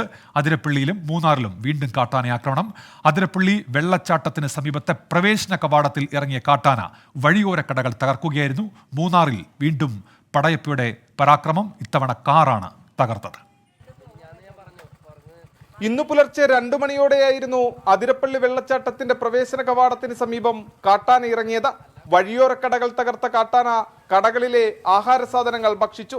വനംവകുപ്പ് ഉദ്യോഗസ്ഥർ കാടുകയറ്റിയെങ്കിലും കാട്ടാന വീണ്ടും തിരിച്ചെത്തി.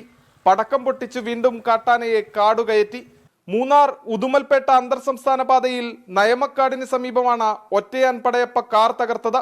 ആന്ധ്രാപ്രദേശിൽ നിന്നുമെത്തിയ വിനോദസഞ്ചാരികളുടെ വാഹനമാണ് ആക്രമിച്ചത്. 24 തൃശൂർ. അപ്പോൾ അങ്ങനെ കാട്ടാനകളുടെ ആക്രമണം, മലയോരത്ത് ഭീതി ഒഴിയുന്നില്ല എന്നുള്ളതാണ്. സർക്കാരിൻ്റെ ഇടപെടലൊക്കെ ഈ വിഷയത്തിൽ ഉണ്ടാകുമ്പോഴും വന്യജീവികളുടെ സാന്നിധ്യം അവിടെ ആശങ്കയായി ഇപ്പോഴും നിലനിൽക്കുന്നു എന്നുള്ളതാണ്. ഇന്ന് ശിവരാത്രി.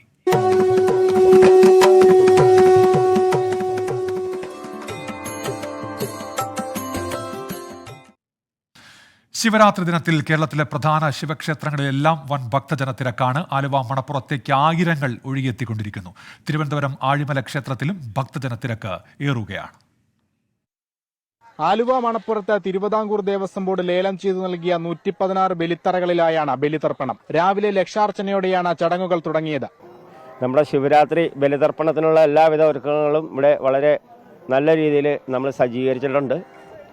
120ഓളം ബലിത്തറകളും അതിനനുസരിച്ചുള്ള പുരോഹിതന്മാരും അടങ്ങിയിട്ടുള്ള രീതിയിലാണ് നമ്മളിവിടെ ഏറ്റവും നല്ല രീതിയിൽ ബലിതർപ്പണത്തിനുള്ള സംവിധാനങ്ങൾ ചെയ്തിട്ടുള്ളത്. വൈകിട്ടോടെ പെരിയാറിന്റെ തീരത്ത് ബലിത്തറകൾ നിറഞ്ഞു കവിയും. മേൽശാന്തി മുല്ലപ്പള്ളി ശങ്കരൻ നമ്പൂതിരിയുടെ മുഖ്യ കാർമ്മികത്വത്തിലാണ് ചടങ്ങുകൾ. 10 ഡിവൈഎസ്പിമാരുടെ നേതൃത്വത്തിൽ 1200 പോലീസ് ഉദ്യോഗസ്ഥർക്കാണ് സുരക്ഷാ ചുമതല. ആഴിമല ശിവക്ഷേത്രം, ശ്രീകണ്ഠേശ്വരം തുടങ്ങി തെക്കൻ കേരളത്തിലെ എല്ലാ ശിവക്ഷേത്രങ്ങളിലും വലിയ ഭക്തജന തിരക്കാണ് അനുഭവപ്പെടുന്നത്. 24 കൊച്ചി.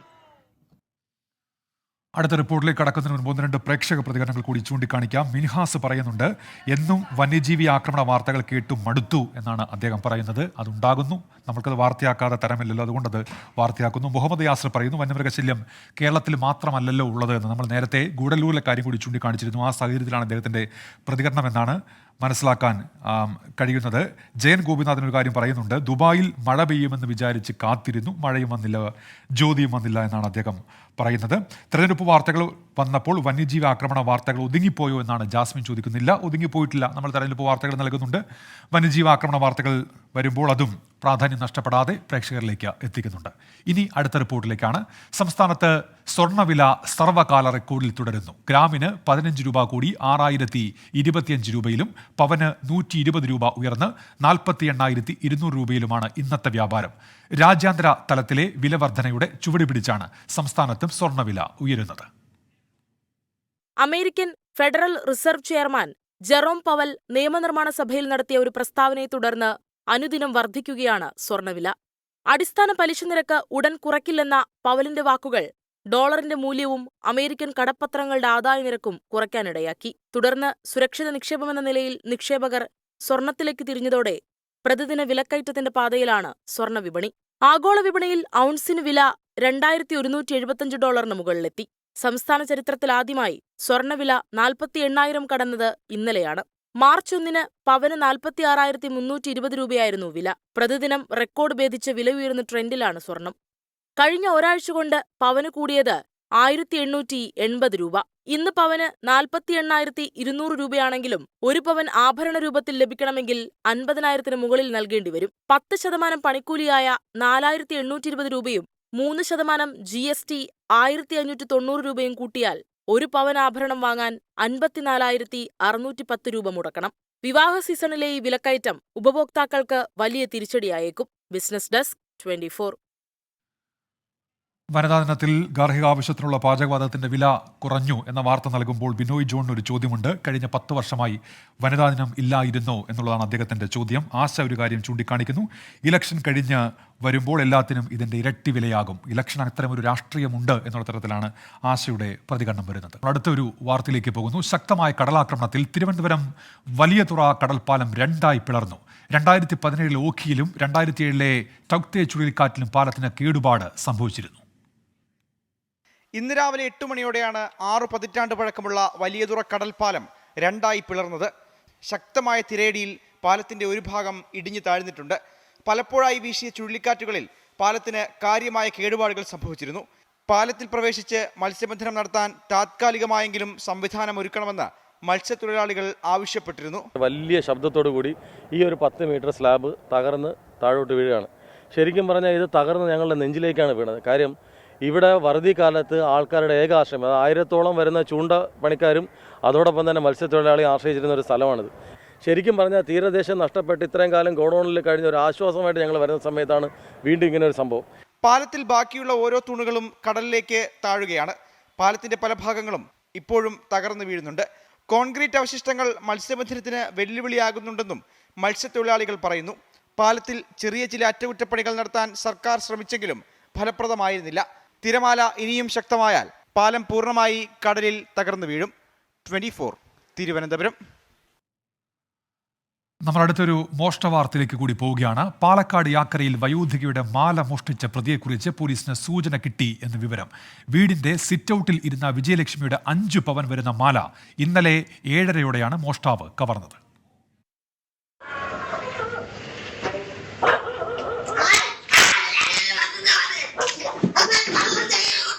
യാക്കര പാലത്തിന് സമീപത്തെ വീടിന്റെ പിൻഭാഗത്തെ മതിൽ ചാടിക്കടന്നാണ് മോഷ്ടാവ് മുൻഭാഗത്തെത്തിയത്. റോഡിൽ തിരക്കുള്ള സമയത്തായിരുന്നു മോഷണം. സിറ്റൌട്ടിൽ വിശ്രമിക്കുകയായിരുന്ന വിജയലക്ഷ്മിയുടെ മാല കവർന്ന് മോഷ്ടാവ് ബൈക്കിൽ രക്ഷപ്പെടുകയായിരുന്നു. CCTV ദൃശ്യങ്ങൾ കേന്ദ്രീകരിച്ചാണ് അന്വേഷണം പുരോഗമിക്കുന്നത്. വീടിനെക്കുറിച്ച് വ്യക്തമായി അറിയുന്ന ആളാണ് മോഷ്ടാവെന്നാണ് പോലീസിന്റെ നിഗമനം. ഇന്നലെ രാത്രി വൈകിയും പോലീസ് പ്രതിക്കായി അന്വേഷണം നടത്തിയിരുന്നു. 24 പാലക്കാട്.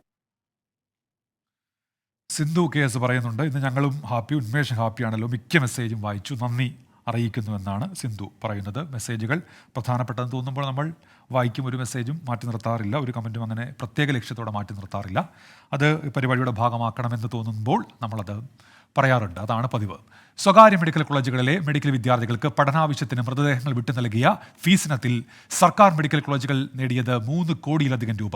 മൃതദേഹം പഠനാവശ്യത്തിന് നൽകാൻ 2008 ഫീസ് നിശ്ചയിച്ച് സർക്കാർ ഉത്തരവിറക്കിയ ശേഷമുള്ള കണക്കാണ് ഇത്. 2008 ഉത്തരവ് പ്രകാരം സ്വകാര്യ മെഡിക്കൽ കോളേജുകളിലെ വിദ്യാർത്ഥികളുടെ പഠനാവശ്യത്തിന് സർക്കാർ മെഡിക്കൽ കോളേജുകളിൽ നിന്ന് മൃതദേഹം വിട്ടു നൽകുവാൻ ഫീസായി 40,000 രൂപയായിരുന്നു നിശ്ചയിച്ചിരുന്നത്. ഉത്തരവിറങ്ങിയതിനു ശേഷം ഈ വർഷം വരെ സംസ്ഥാനത്തെ 7 മെഡിക്കൽ കോളേജുകളിൽ നിന്നും എറണാകുളം ജനറൽ ആശുപത്രിയിൽ നിന്നുമായി 1122 മൃതദേഹങ്ങളാണ് നൽകിയിട്ടുള്ളത്. ഫീസിനത്തിൽ 3,66,25,000 രൂപ മെഡിക്കൽ കോളേജുകൾക്ക് ലഭിച്ചു. ഏറ്റവും കൂടുതൽ മൃതദേഹങ്ങൾ പഠനാവശ്യത്തിനായി നൽകിയത് എറണാകുളം ജനറൽ ആശുപത്രിയിൽ നിന്നാണ്.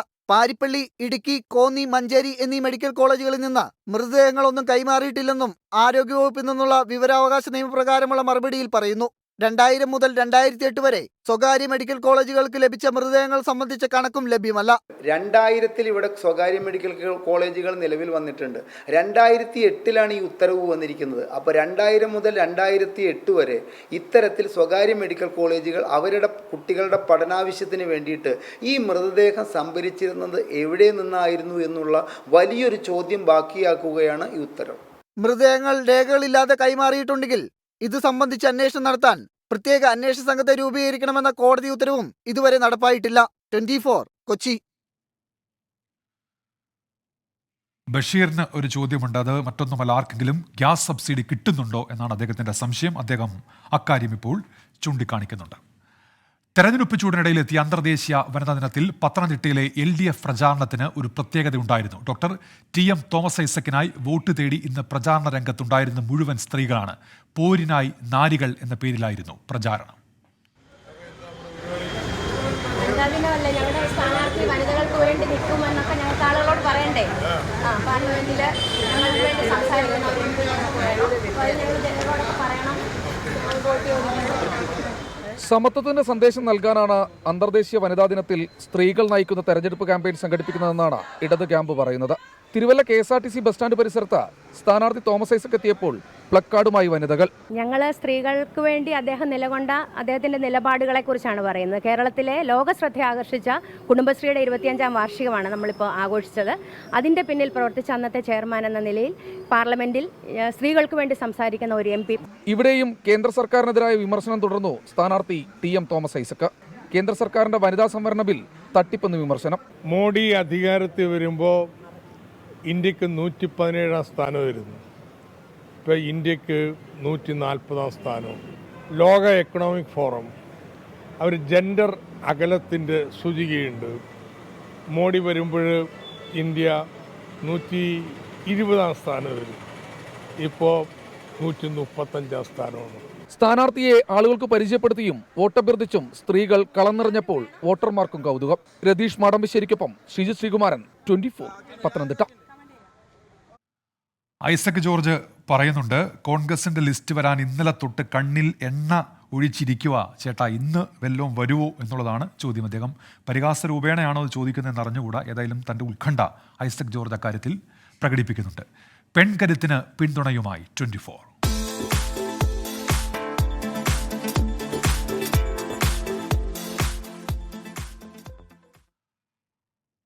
അന്താരാഷ്ട്ര വനിതാ ദിനത്തോടനുബന്ധിച്ച് 24ഉം ഫ്ലവേഴ്സും സംഘടിപ്പിക്കുന്ന പിങ്ക് മിഡ്നൈറ്റ് റൺ ഇന്ന് കൊച്ചിയിൽ നടക്കും.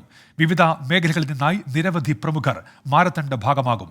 വിപുലമായ ഒരുക്കങ്ങളാണ് സജ്ജീകരിച്ചിരിക്കുന്നത്.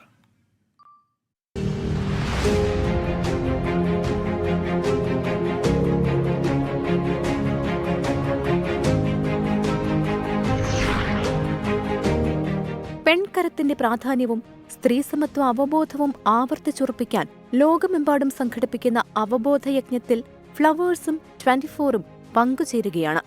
ഇന്ന് നടക്കുന്ന പിങ്ക് മിഡ്നൈറ്റ് റൺ ചരിത്രത്തിന്റെ ഭാഗമാകാൻ ഒരുങ്ങുന്നു. രാത്രി 9 മണിക്ക് കൊച്ചി ദർബാർ ഹാൾ ഗ്രൗണ്ടിൽ മന്ത്രി P. രാജീവ് ഫ്ളാഗ് ഓഫ് നിർവഹിക്കുന്നതോടെ മിഡ്നൈറ്റ് റണ്ണിന് തുടക്കമാകും.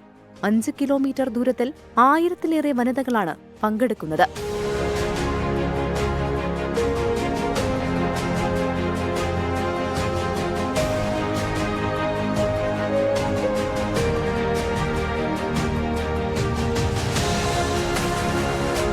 പതിനഞ്ച് വയസ്സ് മുതൽ 30 വയസ്സ് വരെയുള്ളവർക്കും 30 വയസ്സിന് മുകളിലുള്ളവർക്കുമായി 2 വിഭാഗങ്ങളിലായാണ് മിഡ് നൈറ്റ് റൺ ഒരുക്കിയിരിക്കുന്നത്.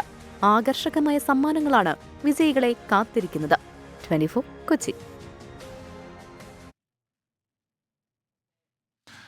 5ാം ക്ലാസ് വിദ്യാർത്ഥിനിയെ പീഡിപ്പിച്ച് കൊലപ്പെടുത്തിയതിൽ പ്രതിഷേധിച്ച് ഇന്ത്യ മുന്നണി പുതുച്ചേരിയിൽ ആഹ്വാനം ചെയ്ത ഹർത്താൽ പൂർണ്ണം. കടകമ്പോളങ്ങൾ പൂർണ്ണമായും അടഞ്ഞുകിടന്നു. പുതുച്ചേരി വഴി കടലൂർ, വിഴിപ്പുരം എന്നിവിടങ്ങളിലേക്കുള്ള ബസ് സർവീസുകളെയും സമരം ബാധിച്ചു. പെൺകുട്ടിയുടെ കൊലപാതകത്തിന്റെ ഉത്തരവാദിത്തം ഏറ്റെടുത്ത് മുഖ്യമന്ത്രി എൻ രംഗസ്വാമി, ആഭ്യന്തരമന്ത്രി നമശിവായം എന്നിവർ രാജിവെക്കണം എന്നാവശ്യപ്പെട്ടാണ് ഹർത്താലിന് ആഹ്വാനം ചെയ്തത്. പ്രതിഷേധത്തിന് അണ്ണാ DMKയും പിന്തുണ പ്രഖ്യാപിച്ചു. ഇന്ത്യ മുന്നണിയുടെ നേതൃത്വത്തിൽ രാജ്ഭവനിലേക്ക് നടത്തിയ മാർച്ചിൽ നേരിയ സംഘർഷമുണ്ടായി.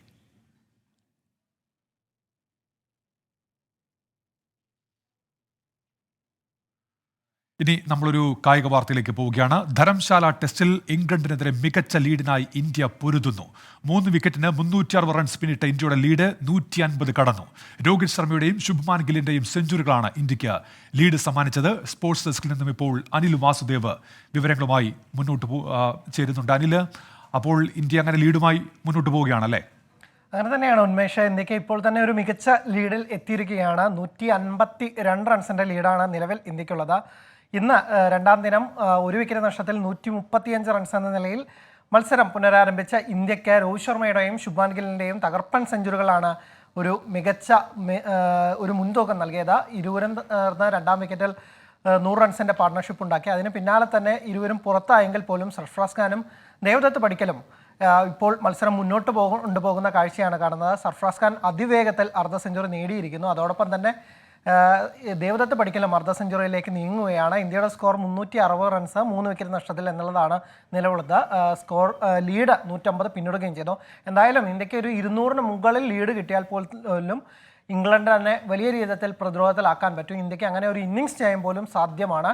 ഇന്ത്യ നിലവിൽ തന്നെ പരമ്പര 3-1 സ്വന്തമാക്കി കഴിഞ്ഞതാണ്. ഈ മത്സരം കൂടി ജയിച്ചാൽ 4-1 എന്ന തരത്തിൽ ഒരു തിളക്കമാർന്ന പരമ്പര ജയം ഇന്ത്യക്ക് സ്വന്തമാക്കാനാവും. പ്രത്യേകിച്ച് ആദ്യ മത്സരം തോറ്റ ശേഷം ഒരു ശക്തമായ തിരിച്ചുവരവിലൂടെ 4 മത്സരങ്ങൾ ജയിക്കുക എന്ന് പറയുന്നത് ചില്ലറ കാര്യമല്ല. ഉന്മേഷ്. ശരി, അനിൽ വാസുദേവാണ് സ്പോർട്സ് ഡെസ്കിൽ നിന്ന് വിവരങ്ങൾ നൽകിയത്. ലീഡുമായി ഇന്ത്യ മുന്നോട്ട് പോവുകയാണ്. ഇടവേളയിലേക്ക് കടക്കും മുൻപ് 1-2 പ്രേക്ഷക പ്രതികരണങ്ങളിലേക്ക് കൂടി. ദിനേശ് ഹരിപ്പാടാണ്. അദ്ദേഹം പലതവണ നമ്മോട് ഉന്നയിച്ചൊരു വിഷയമാണ്. അദ്ദേഹം തന്നെ അവിടെ അതിൽ ഇടപെടലുണ്ടായ കാര്യമൊക്കെ ചൂണ്ടിക്കാണിച്ചിരുന്നു. അദ്ദേഹം ഒന്നുകൂടി അത് സൂചിപ്പിക്കുന്നുണ്ട്. ഹരിപ്പാട് സുബ്രഹ്മണ്യ ക്ഷേത്രത്തിന് ചുറ്റുമുള്ള റോഡ് പണി 24 ഇടപെടൽ മൂലം തകൃതിയായി നടക്കുന്നു. ഇപ്പോൾ ആളുകൾ ഫ്ലെക്സുമായി ഓട്ടമാണ് എന്നാണ് ദിനേശ് ഹരിപ്പാട് ചൂണ്ടിക്കാണിക്കുന്നത്. ഗ്യാസ് വില കുറച്ചതുമായി ബന്ധപ്പെട്ട പ്രതികരണങ്ങളൊക്കെ വരുന്നുണ്ട്. അനിൽകുമാർജി ചോദിക്കുന്നുണ്ട്, SFIOയുടെ അന്വേഷണം അവസാനിപ്പിച്ചോ അതോ 24 വാർത്ത കൊടുക്കുന്ന നിർത്തിയോ എന്നുള്ളതാണ്. 24 വാർത്ത കൊടുക്കുന്ന നിർത്തിയതല്ല. അന്വേഷണവുമായി ബന്ധപ്പെട്ട വാർത്തകളൊക്കെ നമ്മൾ കൃത്യമായി നൽകിയിരുന്നു. ഇപ്പോൾ അതുമായി ബന്ധപ്പെട്ട പുതിയ അപ്ഡേറ്റ്സ് ഒന്നും വരുന്നില്ല. വരുന്ന സമയത്ത് അത് പ്രേക്ഷകരിലേക്ക് കൃത്യമായി എത്തിക്കുകയും ചെയ്യും. ഒരു ഇടവേളയ്ക്ക് ശേഷം നമ്മൾ മറ്റു വാർത്തകളിലേക്ക് എത്തും. അന്താരാഷ്ട്ര വനിതാ ദിനത്തോടനുബന്ധിച്ച് 24 ഫ്ലവേഴ്സും സംഘടിപ്പിക്കുന്ന പിങ്ക് മിഡ് നൈറ്റ് റൺ ഇന്ന് കൊച്ചിയിൽ നടക്കും. വിവിധ മേഖലകളിൽ നിന്നായി നിരവധി പ്രമുഖർ പങ്കെടുക്കും. ഇപ്പോൾ ദർബാർ ഹാൾ ഗ്രൗണ്ടിൽ നിന്ന് അശ്വിൻ പാലാഴി വിവരങ്ങളുമായി ചേരുന്നുണ്ട്. അശ്വിൻ, ഒരുക്കങ്ങളെല്ലാം പൂർത്തിയായി കഴിഞ്ഞിട്ടുണ്ടാകുമല്ലോ. എന്തൊക്കെയാണ് അശ്വിൻ നൽകാനുള്ള വിവരങ്ങൾ?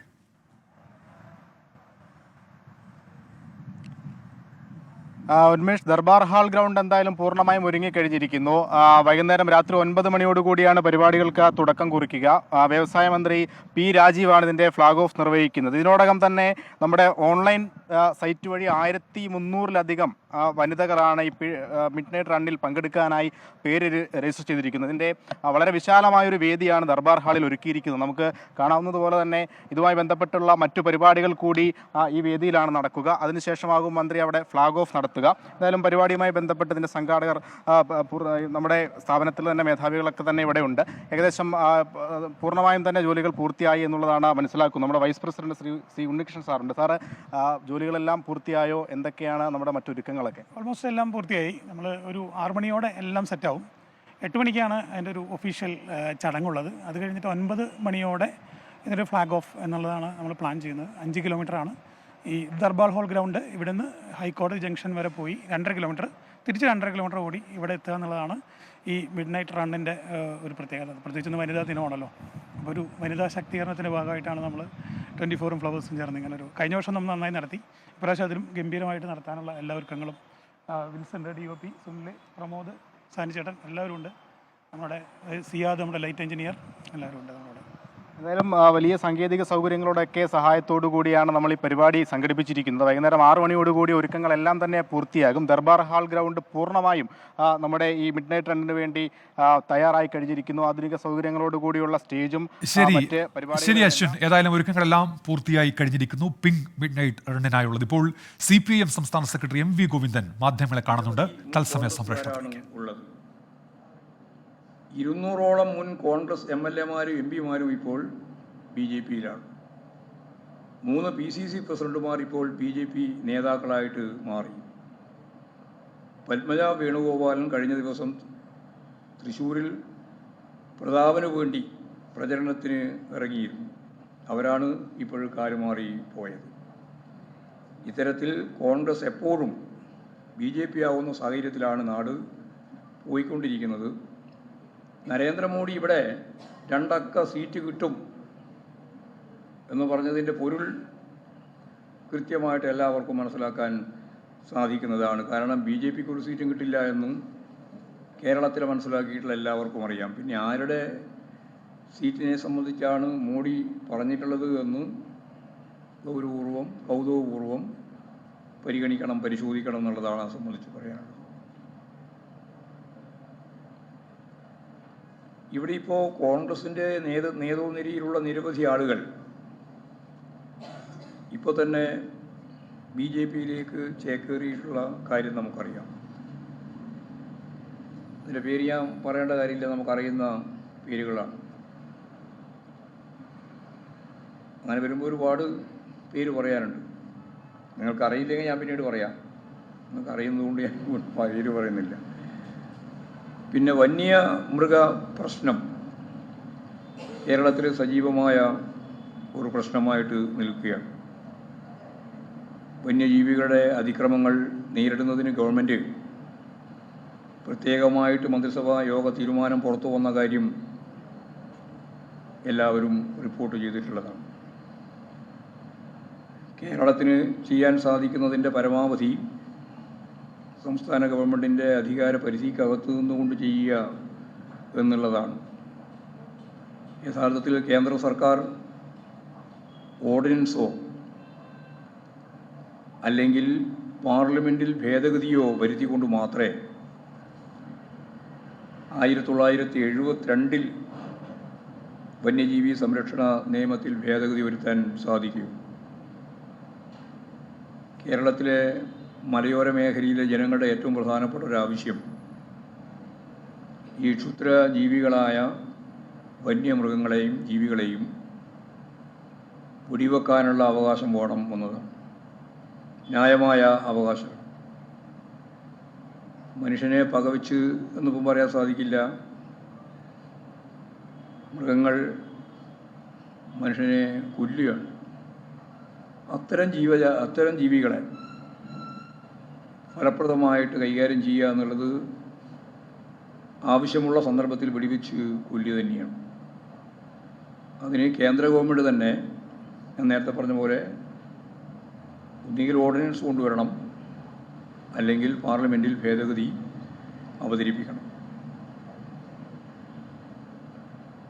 കേരളത്തിലെ പ്രതിപക്ഷ MP-മാരായിട്ട് ഇവിടെ 18 പേരുണ്ടായിരുന്നു. ഒരു കാര്യവും അവരിതുമായി ബന്ധപ്പെട്ട് പാർലമെൻറ്റിൽ സംസാരിച്ചിട്ടില്ല. സംസ്ഥാന സർക്കാരിനെതിരായിട്ട് നിരന്തരമായിട്ട് ആരോപണം ഉന്നയിക്കുക എന്നതിൻ്റെ അപ്പുറം ഈ വകുപ്പ് യഥാർത്ഥത്തിൽ കൈകാര്യം ചെയ്യുന്ന കേന്ദ്ര ഗവൺമെൻറ്റിൻ്റെ നിലപാടിനെതിരായിട്ട് ഒരു അക്ഷരം പറയാൻ കൂട്ടാക്കിയിട്ടില്ല എന്നുള്ളതാണ് സത്യം. ഇടതുപക്ഷ MP-മാരാണ് ഈ കാര്യം ഗവൺമെൻറ്റിൻ്റെ ശ്രദ്ധയിൽ കൊണ്ടുവന്നത്. കേരള ഗവൺമെൻറ് തന്നെ ഇതുമായിട്ട് ബന്ധപ്പെട്ട് കൃത്യമായിട്ടൊരു പദ്ധതി ആസൂത്രണം ചെയ്ത് സെൻട്രൽ ഗവൺമെൻറ്റിന് അയച്ചിട്ടുള്ളതാണ്. ഒരക്ഷരം അതുമായിട്ട് ബന്ധപ്പെട്ട് മിണ്ടിയിട്ടില്ല. ഇപ്പോൾ സംസ്ഥാന സർക്കാർ മനുഷ്യ വന്യജീവി സംഘർഷമുള്ള മേഖല കണ്ടെത്തി പ്രത്യേക ദുരന്തമായി പ്രഖ്യാപിക്കുന്ന സ്ഥിതി ഇപ്പോൾ ഉണ്ടായിട്ടുണ്ട്. ആവശ്യമായ സമയത്ത് ഫലപ്രദമായി ഇടപെട്ടുകൊണ്ട് ജനങ്ങളുടെ ഈ ദുരിതത്തിൽ പങ്കുചേർന്നുകൊണ്ടിരിക്കുകയാണ്. ആ സന്ദർഭത്തിലാണ് ശവം ഉൾപ്പെടെ ഉപയോഗപ്പെടുത്തി രാഷ്ട്രീയ ലാക്കോടുകൂടി ചില ആളുകൾ നീങ്ങിയിട്ടുള്ളത് എന്ന കാര്യം മാധ്യമങ്ങൾക്ക് തന്നെ പറയേണ്ടി വന്നിട്ടുണ്ട്. മുഖപ്രസംഗം പോലും ചിലർ എഴുതിയിട്ടുണ്ട്. 118 കോടി രൂപ കിഫ്ബി വഴി അനുവദിക്കാൻ വന്യജീവി മനുഷ്യ സംഘർഷ മേഖലയിൽ ഇപ്പോൾ തീരുമാനിച്ചിട്ടുണ്ട്. ഇതുമായി ബന്ധപ്പെട്ട് അന്തർ സംസ്ഥാന സമിതികൾ യോഗം ചേരുന്നതിന് വേണ്ടിയുള്ള നടപടികളും ഇപ്പോൾ സ്വീകരിച്ചിട്ടുണ്ട്. അതാണ് ഈ കാര്യം സംബന്ധിച്ച് ചൂണ്ടിക്കാണിക്കാനുള്ളത്. കേന്ദ്ര ഗവൺമെൻറ്, കോൺഗ്രസ് ഗവൺമെൻറ്റാണ് യഥാർത്ഥത്തിൽ ഇതിൻ്റെ നിയമം നിർമ്മിക്കുകയും BJP ഗവൺമെൻറ് നിയമം നടപ്പിലാക്കുകയും ചെയ്തതിൻ്റെ ഭാഗമായിട്ടാണ് നമുക്ക് സംസ്ഥാനത്തിന് ഫലപ്രദമായി ഞാൻ ആദ്യം പറഞ്ഞതുപോലെ ഈ ക്ഷുദ്ര ജീവികളായ മനുഷ്യരുമായി സംഘർഷത്തിലേക്ക് വരുന്ന ജീവികളെ കൈകാര്യം ചെയ്യാൻ സാധിക്കാതിരിക്കുന്നു. അത് സാധിക്കണമെന്ന് തന്നെയാണ് അത് സംബന്ധിച്ച് പറയാനുള്ളത്. വളരെ പ്രധാനപ്പെട്ട മറ്റൊരു കാര്യം, അഭിമന്യു വധക്കേസുമായിട്ട് ബന്ധപ്പെട്ട ഫയലുകൾ കാണാനില്ല എന്ന പുറത്തു വന്ന വാർത്ത സംബന്ധിച്ചാണ്. കാര്യം ശക്തിയായ അന്വേഷണം നടത്തി കുറ്റക്കാർക്കെതിരായ നടപടി സ്വീകരിക്കണം. അഭിമന്യു കേസ് വിചാരണ തുടങ്ങാനിരിക്കെയാണ് രേഖകൾ കോടതിയിൽ നിന്ന് നഷ്ടപ്പെടുന്നത്. മാധ്യമ വാർത്തകൾ പ്രകാരം 2022 തന്നെ രേഖകൾ കാണാതായി എന്നാണ് മനസ്സിലാക്കുന്നത്. 2018 കുറ്റപത്രം സമർപ്പിച്ച കേസിൽ ഇനിയും വിചാരണ തുടങ്ങാൻ കഴിയാത്ത അവസ്ഥ നിൽക്കുകയാണ്. കുറ്റപത്രം സമർപ്പിച്ച് വിചാരണ തുടങ്ങാനുള്ള തീയതി മാറ്റിവെക്കുകയായിരുന്നു. ഒന്നാം പ്രതിയെ കിട്ടിയത് കുറച്ച് വൈകിയാണ്. ഇതാണ് വിചാരണ തുടങ്ങുന്നതിന് താമസിച്ചത്. അതും ഒരു കാരണമായിട്ട് നമുക്ക് കാണാൻ കഴിയും. ഈ രീതിയിൽ ആരാണോ ഉത്തരവാദി അവരെ കണ്ടെത്തി ഫലപ്രദമായ നടപടി സ്വീകരിച്ച് വിശദമായ അന്വേഷണം നടത്തേണ്ടതുണ്ട് എന്ന് തന്നെയാണ് ചൂണ്ടിക്കാണിക്കാനുള്ളത്. വയനാട് പൂക്കോട് വെറ്റിനറി കോളേജിലുണ്ടായ പ്രശ്നം മാധ്യമങ്ങളെല്ലാം റിപ്പോർട്ട് ചെയ്തതാണ്. സിദ്ധാർത്ഥൻ്റെ മരണവുമായിട്ട് ബന്ധപ്പെട്ട് സ്വാഭാവികമായിട്ടും മുഖം നോക്കാതെ ആവശ്യമായ നടപടി സ്വീകരിക്കണം എന്ന് തന്നെയായിരുന്നു പാർട്ടി ആദ്യം മുതലെടുത്ത നിലപാട്. അതിലിപ്പോൾ 18 പേര് അറസ്റ്റ് ചെയ്തിട്ടുണ്ട്. ഒരാളെ മാത്രമാണ് ഇനി കിട്ടാൻ ബാക്കിയുള്ളത്. വളരെ വേഗം അയാളെയും അറസ്റ്റ് ചെയ്യാൻ കഴിയുമെന്ന് തന്നെയാണ് പ്രതീക്ഷിക്കുന്നത്. വിവിധ വിഭാഗത്തിൽപ്പെട്ട സംഘടനയിൽപ്പെട്ട ആളുകൾ ഇതിൻ്റെ അകത്ത് ഉൾച്ചേർന്നിട്ടുണ്ട്. SFIയും ഇതിൻ്റെ ഭാഗമായിട്ടുണ്ട് എന്നുള്ളതാണ് കണ്ടത്. ആവശ്യമായ നിലപാടും നടപടിയും അതുമായി ബന്ധപ്പെട്ട് സ്വീകരിച്ചിട്ടുണ്ട്. ഗവൺമെൻറ് മുഖം നോക്കാതെ ഫലപ്രദമായ നടപടി സ്വീകരിച്ചിട്ടും ഉണ്ട്. ഇതാണ് പൊതുവായിട്ട് പറയാനുള്ള കാര്യം.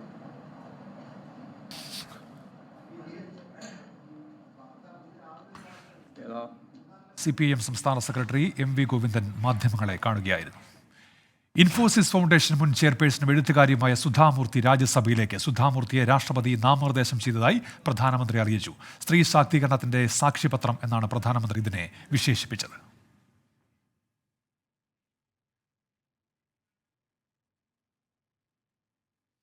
ഇനി ഇപ്പോഴത്തെ കാലാവസ്ഥ സമർപ്പിക്കുന്നത് Berger paints 100 years of trust.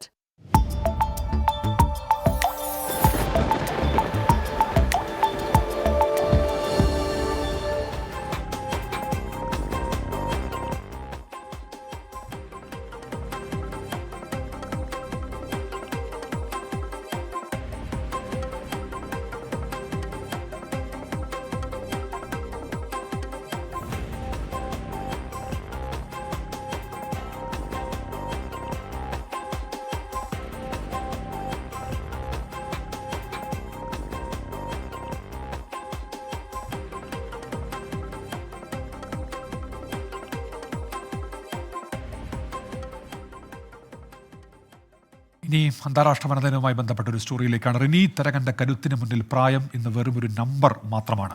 63 വയസ്സിലും പവർ ലിഫ്റ്റിംഗിൽ രാജ്യത്തിനായി നേട്ടം കൊയ്ത് പ്രചോദനമാവുകയാണ് ഈ താരം.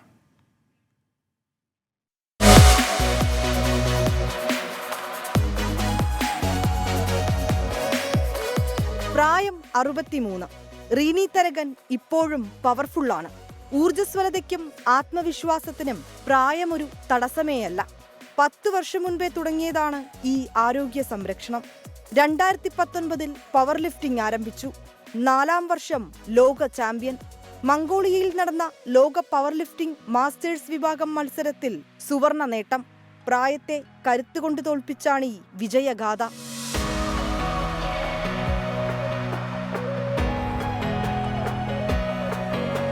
2013 ആയപ്പോഴാണ് ഞാൻ ജിമ്മിൽ പോയി തുടങ്ങിയത്. അപ്പം അവിടെ ഞാൻ വർക്കൗട്ട് ചെയ്യാൻ തുടങ്ങിയപ്പം എൻ്റെ ട്രെയിനേഴ്സിന് തോന്നി എനിക്കിങ്ങനെ പവർ ലിഫ്റ്റിങ്ങിന് പോകാനുള്ള അവർ സ്റ്റാറ്റിസ്റ്റിക്സ് ഒക്കെ എടുത്ത് കാണിച്ചു. അങ്ങനെ പോകാനുള്ള ഒരു സ്കോപ്പ് ഉണ്ടെന്ന് അങ്ങനെ തുടങ്ങിയതാണ്. 2019 ആണല്ലോ പ്രൊഫഷണൽ ആയിട്ട് പോകാൻ തുടങ്ങിയത്. ആലപ്പുഴ തൈക്കാട്ടുശ്ശേരിയിൽ നിന്ന് ആഴ്ചയിൽ 3 ദിവസം എറണാകുളം തമ്മനത്തെ ജിമ്മിലെത്തിയാണ് പ്രത്യേക പരിശീലനം. ബാക്കി ദിവസങ്ങളിൽ വീട്ടിൽ തന്നെയാകും വ്യായാമം. ഭക്ഷണത്തിലുൾപ്പെടെ ചില പ്രത്യേക ചിട്ടകളുണ്ട്. പ്രായത്തെക്കുറിച്ച് ഓർമ്മിപ്പിച്ചാൽ മറുപടി ദാ ഇങ്ങനെ. എനിക്ക് എൻ്റെ വെയിറ്റ് നമ്മൾ ഈ പവർ ലിഫ്റ്റിങ്ങിന് പോകുമ്പോൾ നമുക്ക് ഈച്ച് വെയിറ്റ് കാറ്റഗറി ഉണ്ട്. നമ്മുടെ വെയിറ്റ് കാറ്റഗറിയിൽ നിന്ന് ഒരു 5 ഗ്രാം പോലും കൂടാൻ പാടില്ല. അപ്പം എനിക്ക് ഏറ്റവും എഫക്റ്റീവായിട്ട് കീറ്റോ ഡയറ്റ് ഫോളോ ചെയ്യുമ്പോഴാണ്. നോ കാർബോഹൈഡ്രേറ്റ്സ്, നോ റൈസ്, നോ ചപ്പാത്തി. ഒരു പ്രശ്നമല്ല എനിക്ക്. മുടി നരച്ചിരിക്കുന്നതും സ്റ്റൈലല്ലേലും ഐ ഡോണ്ട് ബോദർ. പ്രായത്തെയും സാഹചര്യത്തെയും പഴിച്ച് വീട്ടിലിരിക്കുന്നവർക്ക് റീനി തരകൻ ഇന്നൊരു പ്രചോദനമാണ്. ചിട്ടയായ ജീവിതം, ഊർജ്ജസ്വലത, കരുത്തിവിടെ പ്രായത്തെ തോൽപ്പിക്കുകയാണ്. ക്യാമറാമാൻ അഭിത്തിനൊപ്പം വിനീത VG, 24 കൊച്ചി. സതീഷ് കൊട്ടയമ്പ്രത്തിനൊരു വിമർശനമുണ്ട്. സിവിൽ പോലീസ് ഓഫീസർ ലിസ്റ്റിൽ ഉൾപ്പെട്ട ഉദ്യോഗാർത്ഥികൾ 25 ദിവസമായി സെക്രട്ടറിന് മുന്നിൽ സമരം തുടങ്ങിയിട്ട് എന്തുകൊണ്ടാണ് അതിന് വാർത്താ പ്രാധാന്യം കൊടുക്കാത്തതെന്നാണ് അദ്ദേഹത്തിൻ്റെ ചോദ്യം.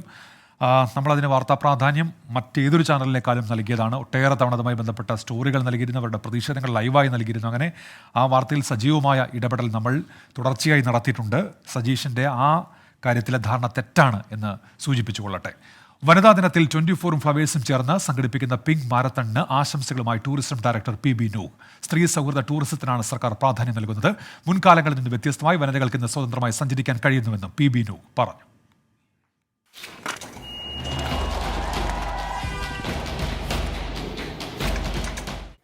സംസ്ഥാന ടൂറിസം വകുപ്പിന്റെ സഹകരണത്തോടെയാണ് മിഡ് നൈറ്റ് പിങ്ക് മാരത്തൺ സംഘടിപ്പിക്കുന്നത്. സ്ത്രീ സൗഹൃദ ടൂറിസത്തിന് ഇന്ന് വലിയ പ്രാധാന്യമാണുള്ളതെന്ന് ഡയറക്ടർ PB നൂഹ് 24നോട് പറഞ്ഞു. ആക്സസിബിൾ ആയിട്ടുള്ള ടൂറിസം ഡെസ്റ്റിനേഷൻസ് ഉണ്ടാക്കുക എന്നുള്ളതുപോലെ തന്നെ വിമൻ ഫ്രണ്ട്ലി ആയിട്ടുള്ള ടൂറിസം ഡെസ്റ്റിനേഷൻസ് ഉണ്ടാക്കുക എന്നുള്ളത് ഒരു ഇമ്പോർട്ടൻ്റ് ആസ്പെക്റ്റ് ആണ്.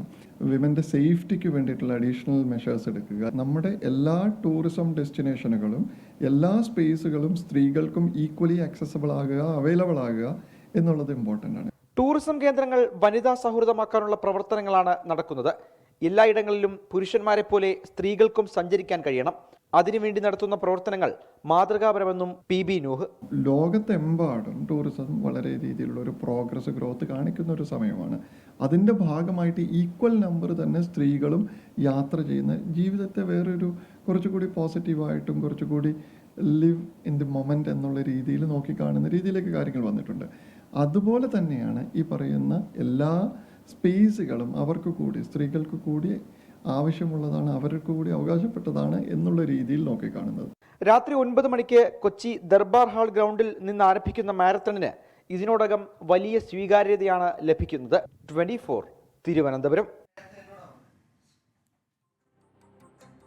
ഷാജി പൊയ്കയിൽ ചോദിക്കുന്നുണ്ട്, ഉന്മേഷയുടെ വൈകിട്ട് പ്രവിത ലക്ഷ്മി, സ്മിത ഹരിദാസ്, ശ്രീനി ജാനജ ചേച്ചിവരൊക്കെ ഓടാനുണ്ടാകുമോ പിങ്ക് മിഡ് നൈറ്റ് റണ്ണിൻ്റെ ഭാഗമായി എന്നാണ് ചോദിക്കുന്നത്. പരിപാടിയുടെ അവതാരകരായിട്ടുണ്ടാവുക അനുജ ചേച്ചിയും സ്മിത ചേച്ചിയുമായിരിക്കും. സജീവമായി തന്നെ 24ലെ എല്ലാവരും തന്നെ അവിടെ ഉണ്ടാവുകയും ചെയ്യും. അപ്പോൾ ഏതായാലും അവിടേക്ക് വനിതാദിനത്തിൽ നടത്തുന്ന പിങ്ക് മിഡ് നൈറ്റ് റണ്ണിലേക്ക് അതിൻ്റെ ഭാഗമായി രജിസ്റ്റർ ചെയ്തിരിക്കുന്ന എല്ലാവരെയും നമ്മൾ സ്വാഗതം ചെയ്യുകയാണ്. ഇന്നത്തെ ഗുഡ് ആഫ്റ്റർനൂണിൻ്റെ സമയം പൂർത്തിയാകുന്നു.